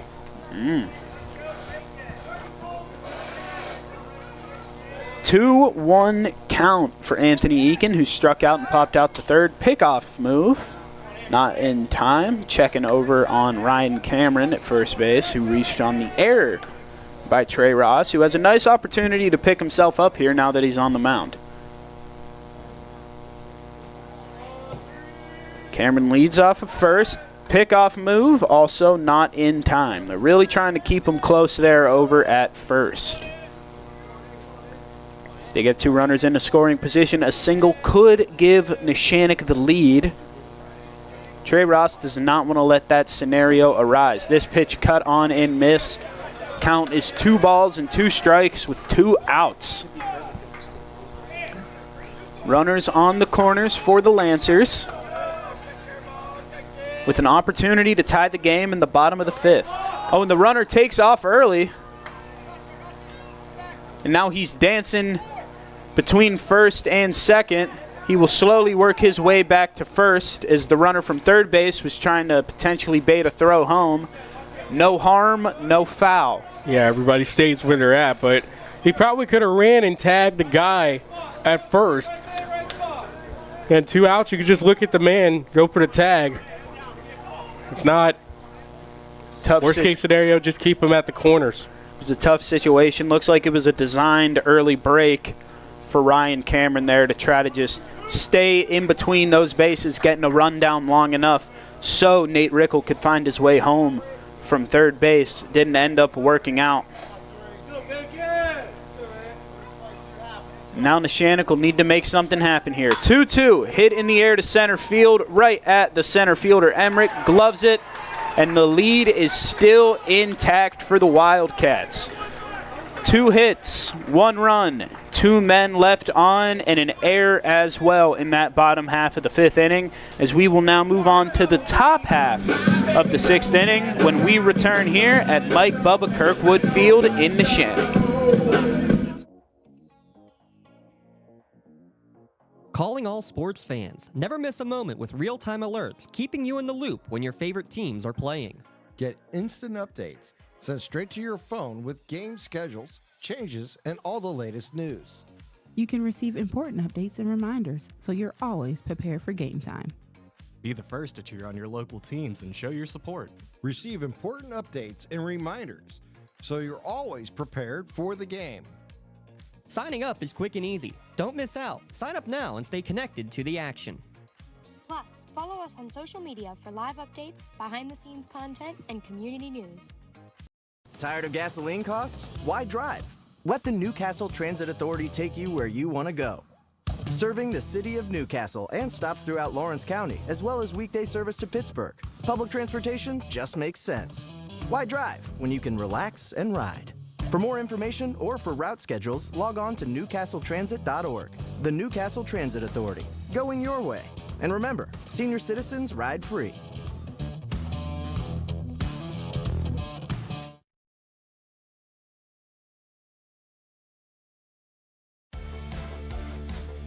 Attorneys Parada, Jones, and McCree are dedicated to giving their clients the best chance at a positive result. From personal injury, criminal and corporate law, real estate, municipal law, to wills and estates, their team will work with you through every step of the legal process. With Parada, Jones, and McCree, excellence is our guarantee.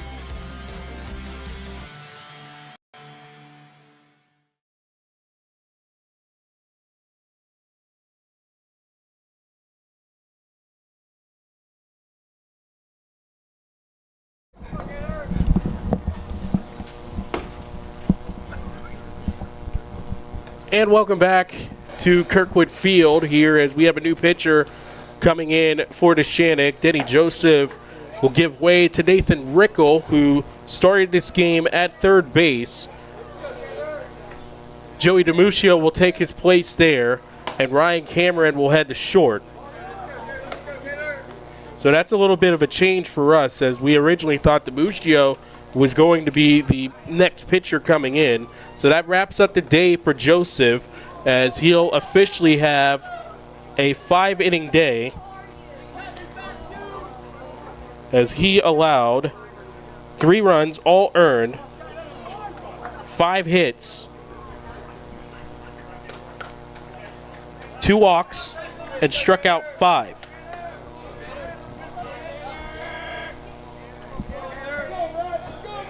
Nate, thank you for your hard work through the middle 3 innings. I'll take us home from here. You know, I do what I can. I do what I can. So Rickle will get his first opportunity against Jacob Kammerer. Shenango still ahead, 3-2. So far, the line for Shenango is 3 runs on 5 hits, 1 error, and 3 left on. For Neshannock, 2 runs on 2 hits, no errors, and 6 left on. Spitball goes wide, a ball and a strike. As Bob Euchre would say, just a bit outside. I use that at this very place for a kids game here. You got to find a way to work it in somehow. Iconic line. Tipped into the glove for strike 2. So Rickle, the new pitcher, will give you his line momentarily. Popped up out of play, foul.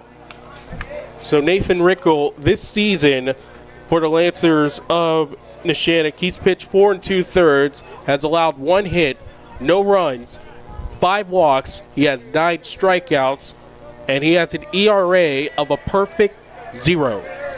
That's what you like to see, and very impressive given the 5 walks that he hasn't allowed any of them to score. 1-2's popped up. Oh, it's off the glove of Tatterson. He had it. It popped off. That's one of those tough ones you got to try to make as a catcher when you're running with the ball, not towards the ball. It's moving away from him as he's running underneath it, trying to catch it. Could have switched to the basket catch maybe to make it easier, but new life here for Kammerer. Kammerer's 0 for 2. Yesterday he had the walk-off double. He swung on and missed, and Rickle with his first strikeout in his first batter face. So no harm, no foul for Hayden Tatterson. And now he gets to breathe easy. You know, those thoughts running through his head were like, don't hit a home run right now. Don't get a base hit right now. But his pitcher picked him up, got a wave and a miss.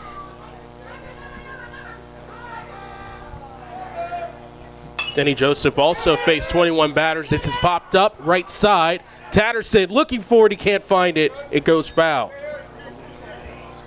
Those foul pops not exactly being Tatterson's friend right now. They're not quite dropping his way. Getting some fun banter between him and that Shenango bench as he ran over there to try and catch that. I've heard some very creative banter in my travels through high school softball, both in the Allegheny County schools and also the Lawrence County schools. Oh yeah, if there's one thing that benches like to do in high school baseball, man, it's banter. High school kids are ruthless.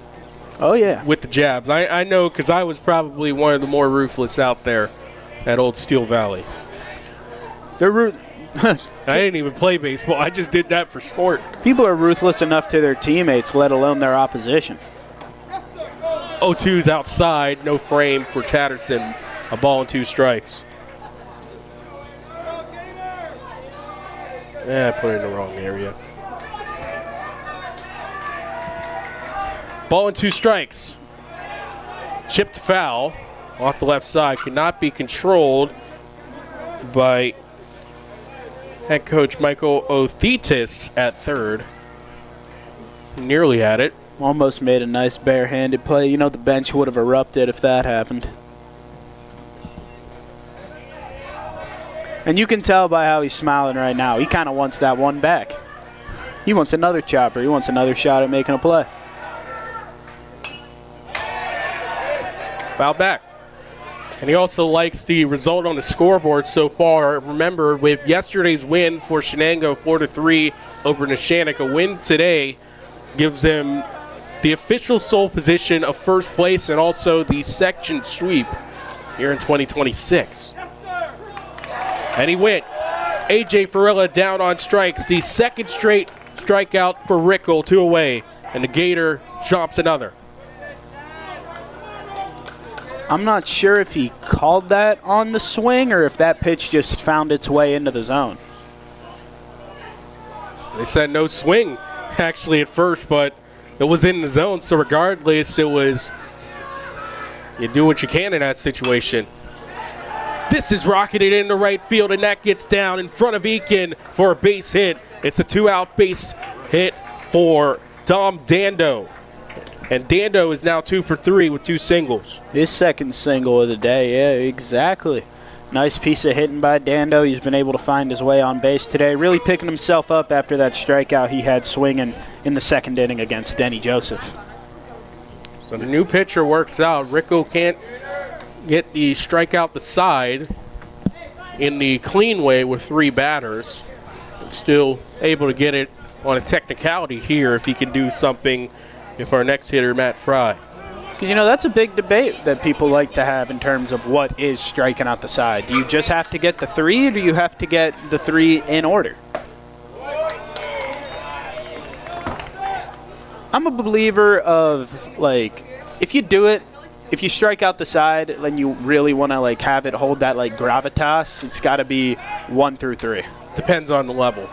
Yeah, I'd say at any level. Like, if you really want to consider it striking out the side, like in the way that makes you be like, yeah, I struck out the side, you got to go 1, 2, 3. True. But it still counts if you do it the other way. I'm not going to take. We're still going to say it depends on the, it depends on the level. It depends on the situation, of course. Say if you're closing, ball on a strike.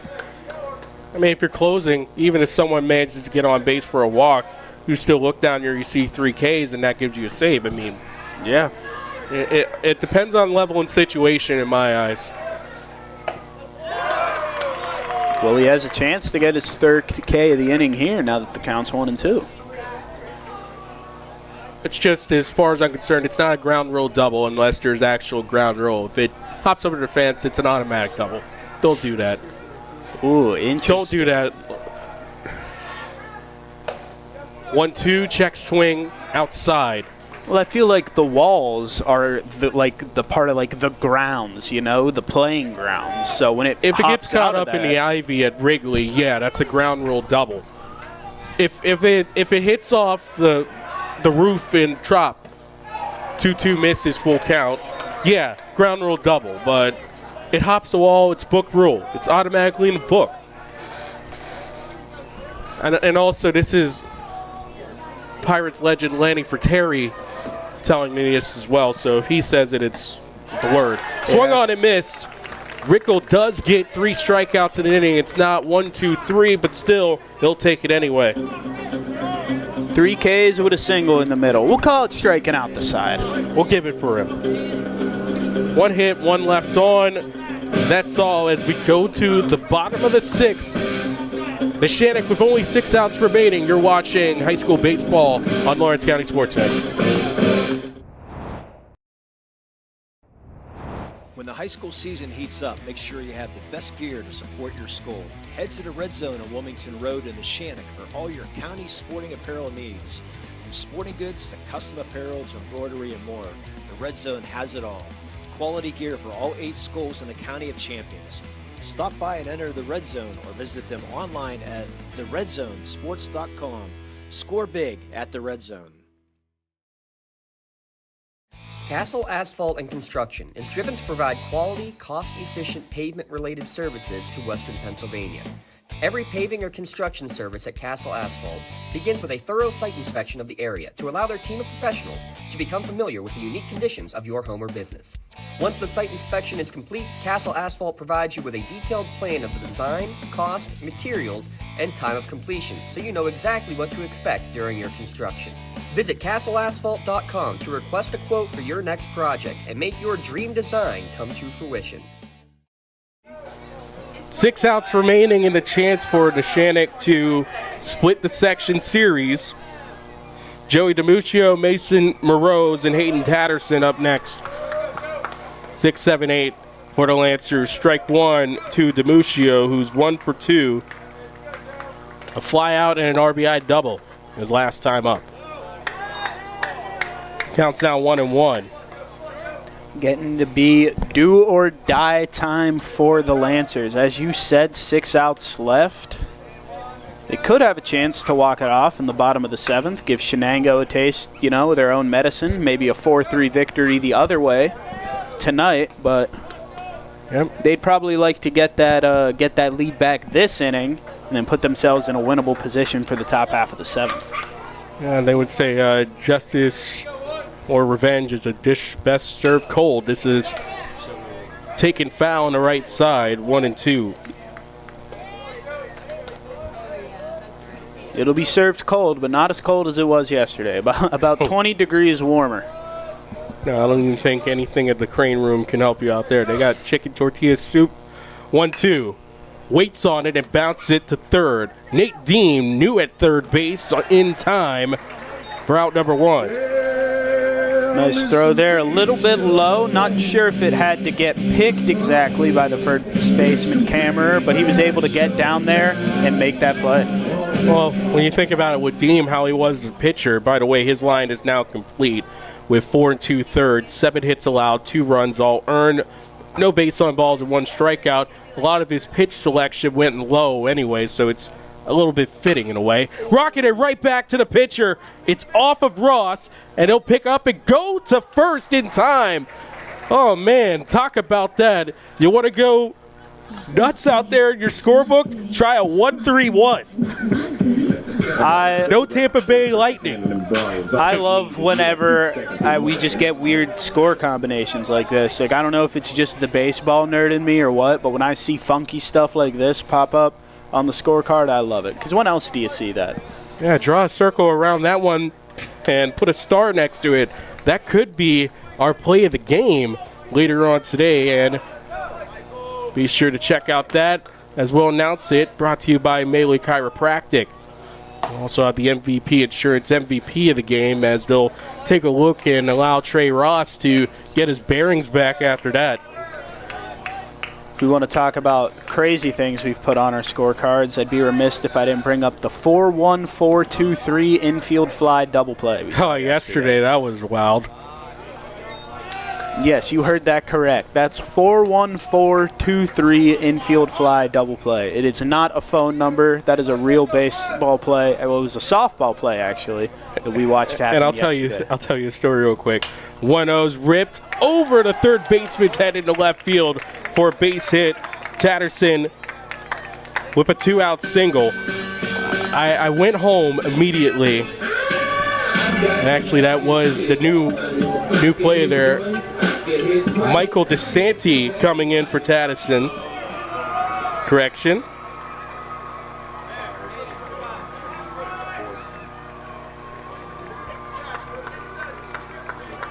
And he'll come out immediately after that as Hayden Tatterson will come back right in.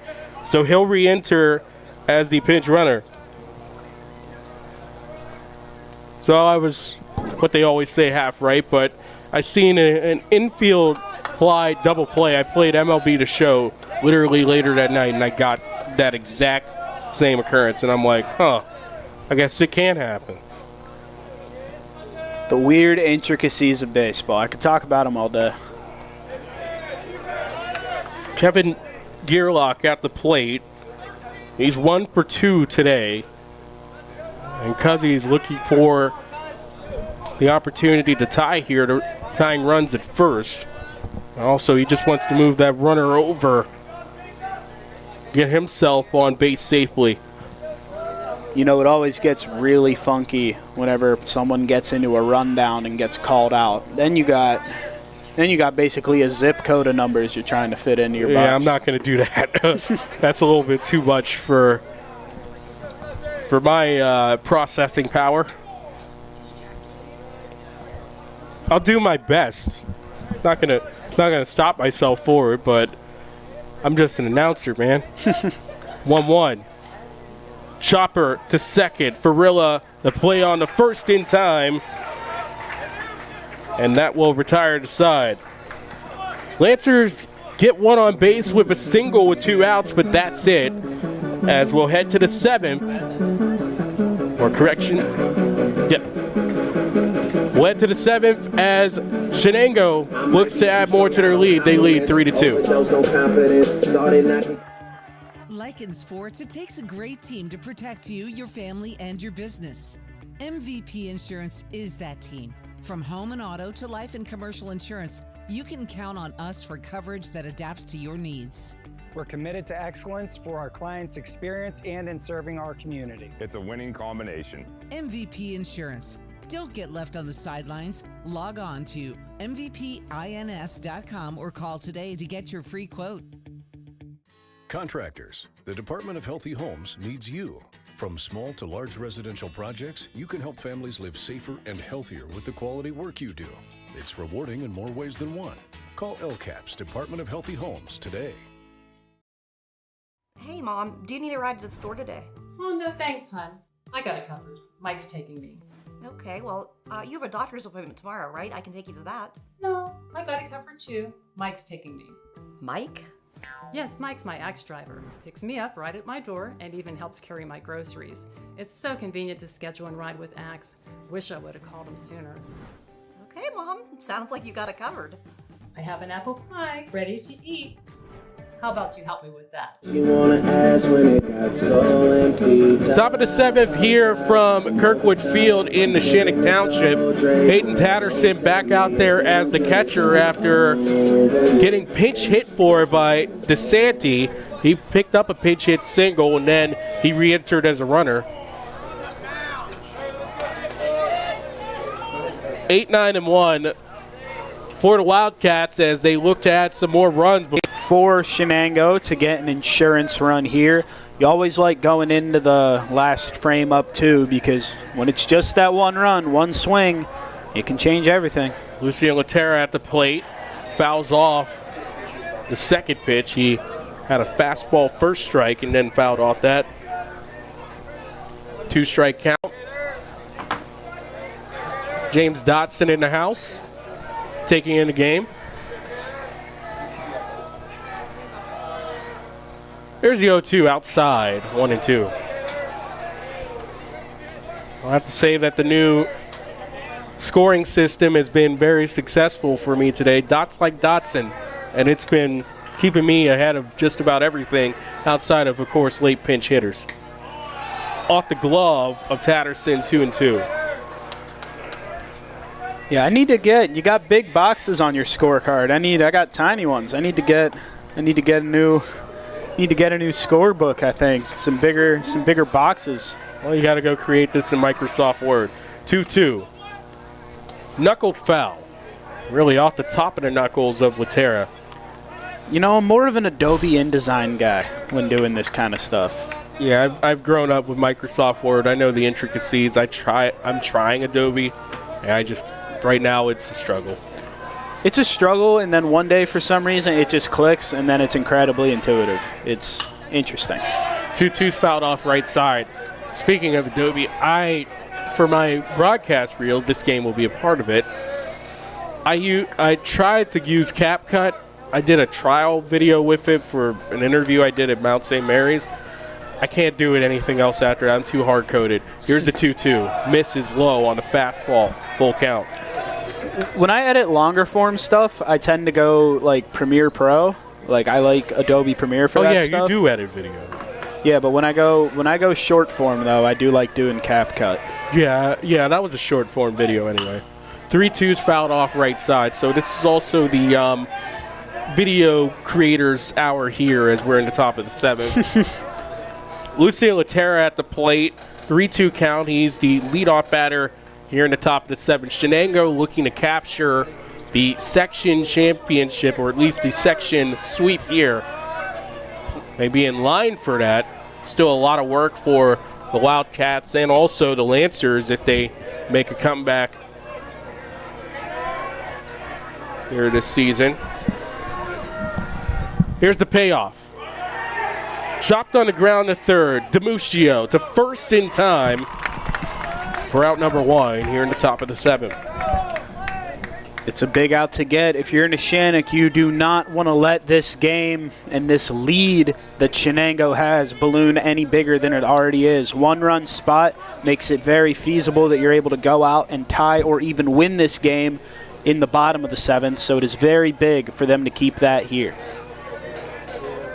Grant Emmerich, he's 2 for 2. Last time up, an RBI single. Strike on him, 0-1. Tried to hold up, could not. You could see the moment of realization when he realized he couldn't hold his swing back any farther. Oh yes, his mind was telling him no. But the pitch was telling him yes. Why did we just do that? But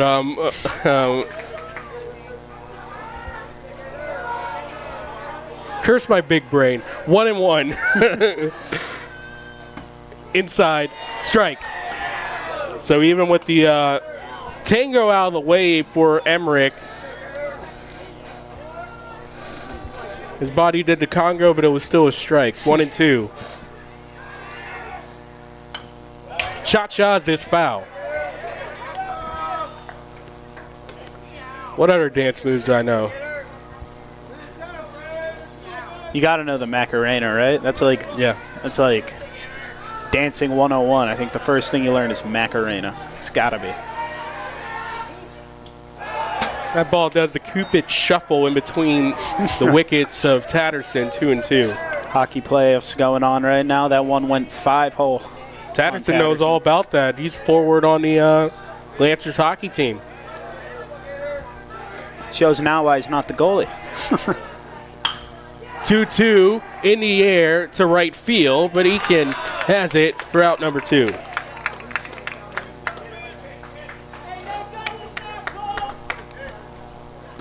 Heard a rumor that a player that you hear during our intro, John Monitis, might be helping out LC SportsNet. Of course, that was me on the call, losing my mind, per usual.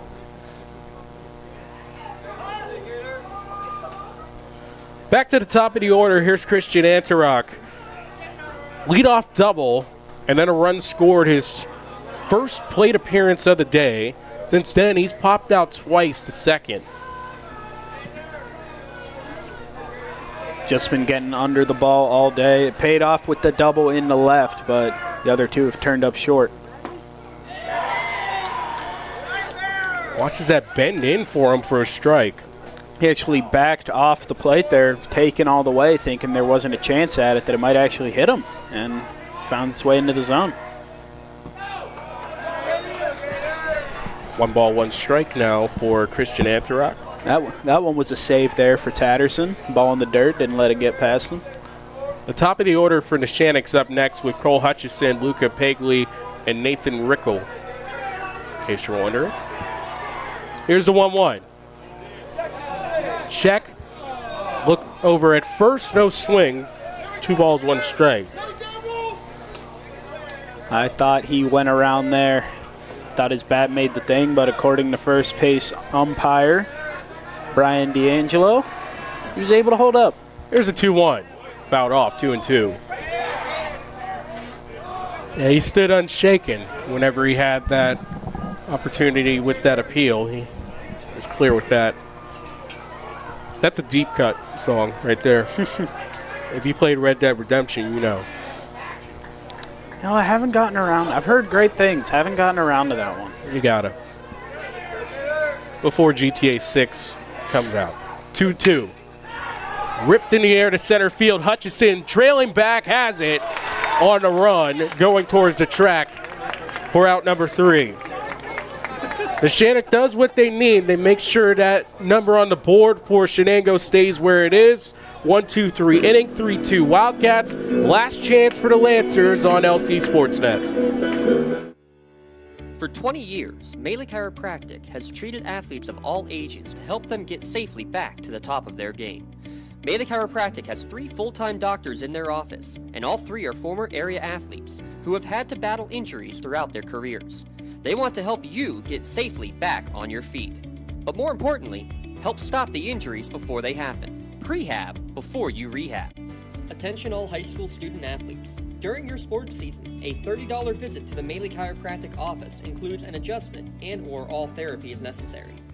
From the athletes of tomorrow to the weekend warriors and everything in between. Let Melee Chiropractic keep you in the game. Congratulations to our March LCAP Team of the Month. The Lawrence County SportsNet is proud to honor Neshannock Girls Basketball as the LCAP Team of the Month after winning the WPIAL Championship and reaching the state championship game. Congratulations to Coach Luann Grabowski and the state runner-up Lady Lancers basketball team, our LCAP Team of the Month. It's the moment of truth for the Neshannock Lancers as Cole Hutchison, Luca Pegley, and Nathan Rickel will lead off 1-2-3. Exactly what you want in this situation for the Lancers. They need this win to keep themselves from being in a really tough pickle in Class 2A Section 2. When you take a look around the section, you have Freedom and New Brighton with 5 wins in section play. Neshannock, at the moment, is statistically second, but if they lose this, they drop all the way to the 4th spot. It'll be a tough position if they lose this. And Don't Stop Believin', the song by Journey, fittingly playing now here at Mike Bubba Kirkwood Field ahead of the bottom of the 7th. Because Neshannock can't lose faith. If they want a shot at splitting this, they need to do what Shenango did to them yesterday and walk this game off on their home field. This would pretty much lock up a new number 1 in the WPIAL Trib Live High School Sports Network rankings for 2A. Again, Neshannock, the 1 team, Shenango, the 4 team. This would put also the state rankings for Trib Live HSSN in a topsy-turvy mode. It would almost certainly put Neshannock out. They're currently the number 3 team.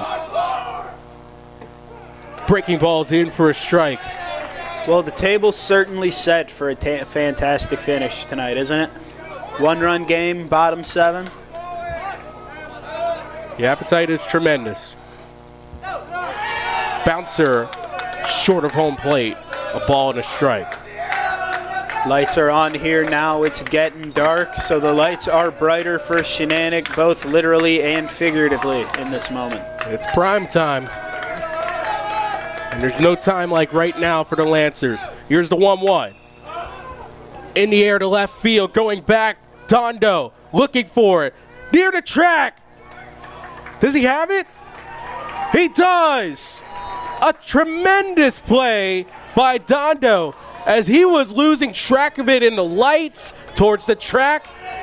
And that 350 just enough for the first down. What a catch. Hit that ball back almost exactly where Anarok on the other side hit his double in the top of the first inning that got us started today. That ball was tattooed and inches away from being an extra base hit. And why not one more time going out into left center field. This time it gets down. Pagley on his horse to second. A one-out double, and he represents the game-tying run. He hit that ball exactly where Hutchinson hit his, but it was able to split the gap just a little bit more. Neither Dando nor Emmerich were able to get to that in time. And now the tying run 180 feet away. And the man who just got off the mound, Nate Rickel. He has the chance to tie this game. And if he puts a swing on the ball like he did in the first inning, might be even able to win this game. He does have a home run on the season. Here's the first pitch. Swinging, fouls it off to the left side. Dando, excuse me. When you're a hitter in this position, though, you want to make sure you don't get too excitable, too eager to swing at anything that comes over the plate to try to drive in a run. You still need to slow the tempo down and wait for a pitch that you want to hit. Breaking ball inside, 1-1. Regardless, that's a play of the game candidate for Dando. Mispronunciation and all. 1-1. Inside again, 2-1. Rickel this season for the Lancers has 10 RBIs and 1 home run. On the ground at the middle, cannot be handled by Santangelo at short. It's an E6. That pitch knocked, or that hit rather, knocked down initially by the pitcher Trey Ross as well. Changed up direction on it a little bit, made it a bit tougher for that shortstop to corral. But that's an error now for Shenango. Second error by a shortstop for Shenango in this game. First it was Ross back in the 5th. Now it is Santangelo here in the 7th. Pagley at third, Rickel at first, Cameron at the plate. Strike to him, 0-1.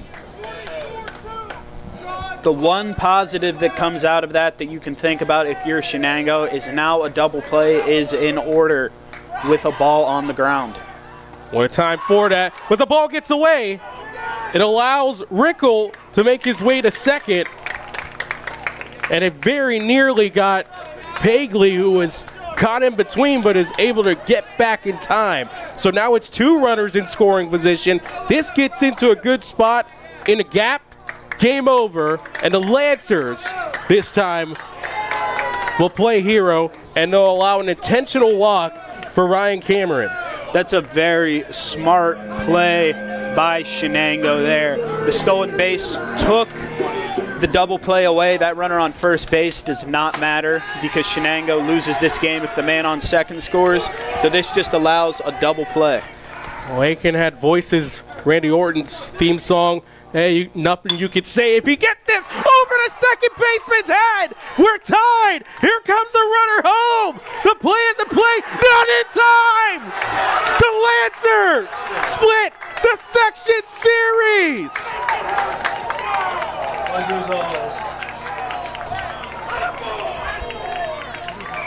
Pagley scores. Rickel scores. Yesterday, it was Shenango that had the walk-off winner. Now it's the Lancers' turn. What a game! Well, we were setting up. We set the stage coming into this bottom of the 7th. We said, hey, yesterday, It was 4-3 Shenango after a walk-off on their home turf. Now, today, the Neshannock Lancers come down 3-2 on their home turf into the bottom of the 7th, and they flip the script. They walk off Shenango 4-3. What a game, what a finish. Wow, it is fun watching these two teams play baseball against each other. Hey, nothing you could say. Anthony Aiken, a 2 RBI single to walk it off. What a game. And we'll break it all down for you after this. Final score, Neshannock 4, Shenango 3. Tri-County Principals Association postgame coming up next on Lawrence County SportsNet, powered by LCAP. Celebrating 25 years of the best coverage of high school sports in Western Pennsylvania. This is the Trib Live High School Sports Network, covering 140 schools throughout all 3 sports seasons. Trib HSSN is always there. On tribhssn.triblive.com, you'll find live and archive broadcasts, scores, standings, news, and so much more. The Trib Live High School Sports Network, broadcasting high school sports in Western Pennsylvania for 25 years. I love what I do because coming in every day is different. How can you not enjoy these kids coming up and hugging you and giving you these great smiles all throughout the day? You guys ready? Seeing the progress that our kids make every single day is one of the reasons I love coming to school. What should we do? We have fun. LCAP Early Learning Centers is hiring. Help empower young minds in Lawrence County and become a superhero today. Apply at lcap.org.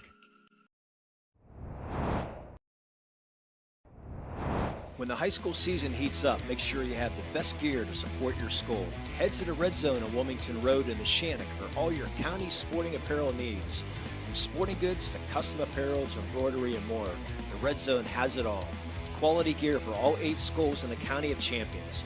Stop by and enter the Red Zone or visit them online at theredzonesports.com. Score big at the Red Zone. Your hip, your knee, your shoulder, whatever has been holding you back, UPMC Orthopedic Care is where you'll find experts to help you get back to a better quality of life.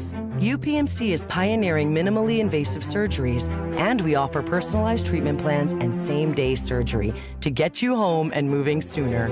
It's your ankle, your elbow, your hand, and it's your move. Visit upmc.com/ortho to learn how UPMC can help. Lawrence County SportsNet is proud to honor Wilmington's Avery Harlan as the March Red Zone Female Athlete of the Month after averaging 9 points per game in the state playoffs and starting the softball season hitting .643 with 4 home runs. LC SportsNet is also proud to honor Elwood City's Jordan Keller as the March Male Athlete of the Month. Jordan is hitting over .600 to start the year and leads the county with 3 home runs. Congratulations and best of luck to Elwood City's Jordan Keller and Wilmington's Avery Harlan, the March Red Zone Athletes of the Month.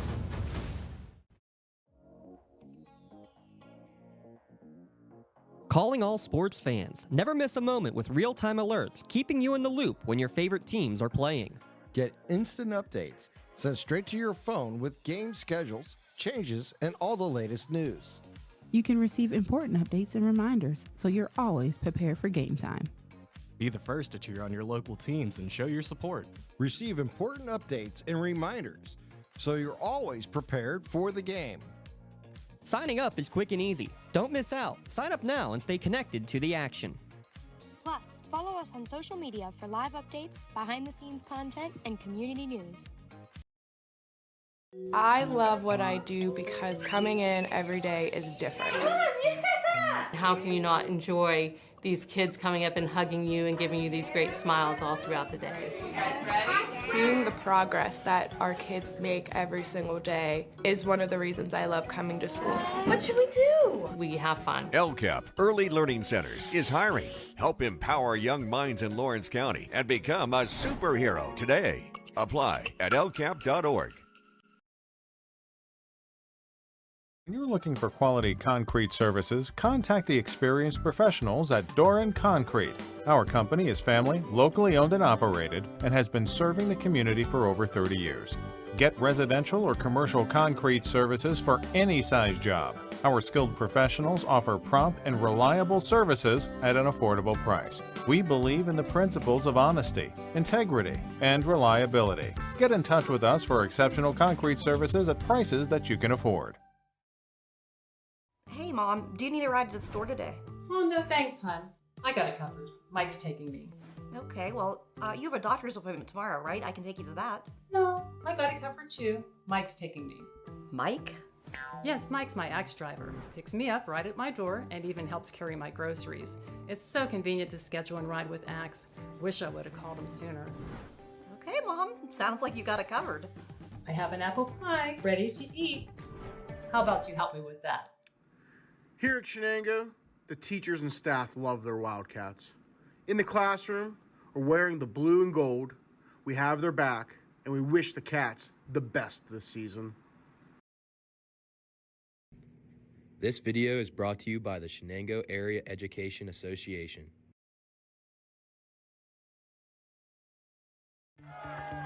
Like in sports, it takes a great team to protect you, your family, and your business. MVP Insurance is that team. From home and auto to life and commercial insurance, you can count on us for coverage that adapts to your needs. We're committed to excellence for our clients' experience and in serving our community. It's a winning combination. MVP Insurance. Don't get left on the sidelines. Log on to mvpins.com or call today to get your free quote.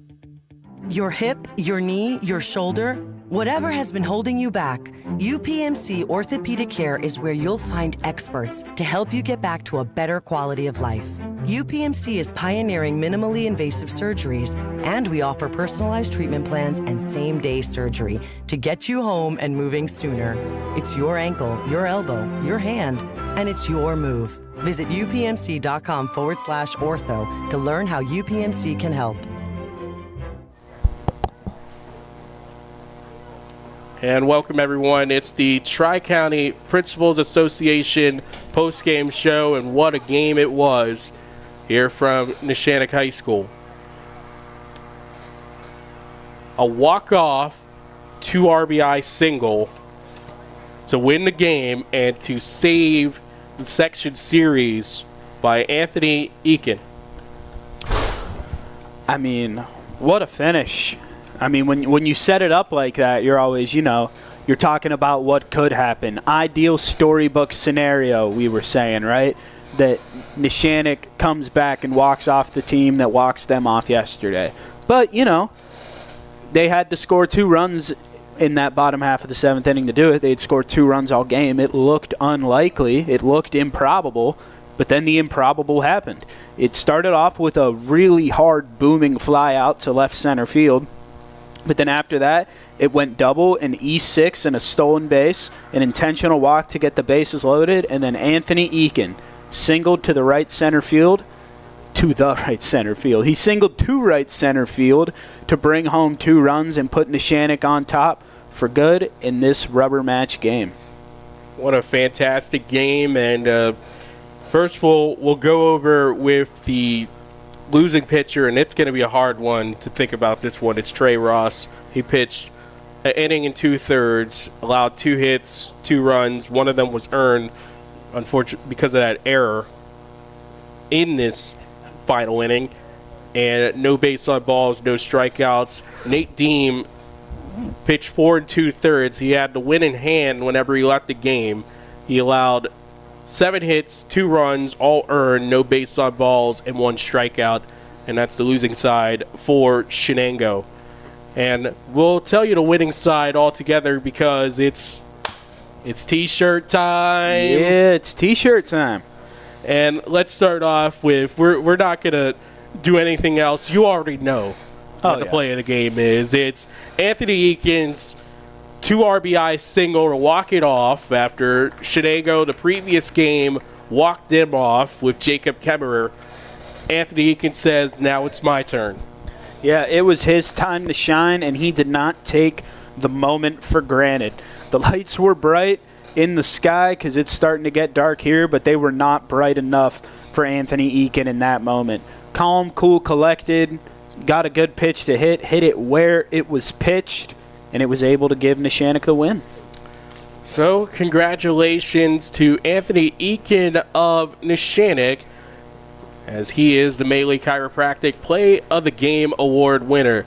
Melee Chiropractic and the Lawrence County Sports Center proud to honor him for tonight's Play of the Game. He will receive a customized t-shirt courtesy of the Red Zone in recognition of tonight's Play of the Game. To view tonight's Melee Chiropractic Play of the Game and the full list of this season's top plays, go online to lcsportsnet.com and click on Play of the Game. Congratulations to Anthony Eakin of Neshannock for tonight's Melee Chiropractic Play of the Game. Let Melee Chiropractic keep you in the game. And now it's time to go on for our MVP of the game, and this one definitely was interesting. We were leaning towards the Shenango side, of course, because, well, they were the winning team at one point. But we got to give all hands on deck and all hands clapping for Nathan Rickle. This is the guy they called Gator, and he put them in the swamp today with his play. You talk about him at the plate. He was 1 for 3, and he reached base on an error, but he was able to be the actual winning run. He was the winning run tonight, and of course he also came in as the pitcher for Denny Joseph. He pitched 2 innings, allowing 1 hit, no runs, no errors, no walks, 3 strikeouts. He was electric when they decided to put him on the bump, and really it all changed whenever he hit the mound for them. You could see with how good his stuff was. His fastball was on point. His breaking ball was great as well. It was an all-around great game for him. I mean, yeah, Rickle was just doing his best Shohei Ohtani impression today. I mean, he almost had a home run in the first inning, had a couple of hard hit balls, came through with an RBI double in the 5th, and then that stolen base that he had after reaching on an error in the 7th that forced Shenango to intentionally walk Ryan Cameron was very big, because that brought up Eakin with the bases loaded in that very important situation. So you do all that offensively, great game, and then, what else did he do? Well, he struck out the side in the 6th and didn't give up any runs and only surrendered 1 hit over 2 innings to slam the door on what was a Shenango offense that was really starting to pick up. They had 2 runs and 3 hits in the inning prior to Rickle coming in, so he was able to shut that down, get the Lancers back on track, and put them in position to win this game. Nathan Rickle is your winning pitcher here tonight, and he is also the MVP Insurance MVP of the Game Award winner. MVP Insurance and the Lawrence County SportsNet are proud to honor Nathan as tonight's MVP of the game. He will receive a customized t-shirt courtesy of the Red Zone in recognition of being named tonight's MVP of the game. To view the full list of this year's game MVPs, go online to lcsportsnet.com and click on MVP of the game. Congratulations to Nathan Rickle of Neshannock for being named tonight's MVP of the game. MVP Insurance, call MVP for the win. I will give you the rest of the pitchers for Neshannock, and we also have to give a job well done to Denny Joseph, as he also was really big as well in this game, as he pitched 5 innings, allowing 5 hits, 3 runs, all earned, 2 base on balls, and 5 strikeouts. He got them out of a bases-loaded jam. He got them out of a situation in which they had a runner at third with 1 out, and he was able to keep the Lancers' head above water. That was the important thing in this game. Yeah, I mean, he really set the tone for Neshannock early. He was dialed in. He had a stretch where he'd had a lot of innings where he only gave up a hit but was able to strand the runner, and then it kind of got a little rough for him in the 4th and the 5th. Or it kind of got rough for him in the 5th. That's when he started giving up some runs to that Wildcat offense. That 5th inning was a bit of a bumpy ride for him. He had the bases loaded with no one out, but they were able to get out of that with only 2 runs being given up, which set the table for Nate Rickle to come in. And like you said, that line, 5 innings pitched, 5 hits, 3 runs all earned, 2 walks and 5 Ks. Just a great starting pitching performance by Denny Joseph right there, and it should not be overlooked. And here is our final line score for tonight's game. First, for the victorious Neshannock Lancers, they had 4 runs on 10 hits, no errors. They left 6 on base. Again, the 2 runners do not count in walk-off situations, so that is their final line score. And for the Shenango Wildcats, it's 3 runs on 6 hits. They had 2 errors, and they left 4 on base here tonight. Shenango drops to 10-4, 6-2 in section play. They still remain at the top of the section by virtue of wins at the moment, but again, it is a section split. On the other side, Neshannock goes to 11-2, 5-2. They are now at the head of a 3-way deadlock with 5 wins. Of course, we'll have other updates, and you'll get a complete picture of the standings around the WPIAL from the Trip Live High School Sports Network and various other places as well. But again, a fantastic game here tonight from Bubba Kirkwood Field here in Neshannock. Nate, final words on what you have for this game. It was a great game to get to watch. Great Tuesday night, had everything, had some explosive offensive moments. We saw some great pitches being made by all 4 pitchers who appeared today. And the home team comes out on top once again with Neshannock facing Shenango. And who knows, maybe we'll get to see these teams face each other a 3rd time in postseason play. A 3rd, maybe even a 4th time. Of course, county rivals, always hot action here on Lawrence County SportsNet. Next up for Shenango in section play is Laurel. That will be next week, April 27th and April 28th. And on the other side for Neshannock, it's Northgate, April 27th and April 28th as well. One last time, your final score here from Neshannock Township. Neshannock 4, Shenango 3. Thanks to Rob Natal, our producer here today, and also thanks to Nate Miller, my broadcast partner here tonight. I'm Tyler Polk. A pleasant good evening from Neshannock Township. You've been watching WPIAL Baseball at Lawrence County SportsNet, powered by LCAP.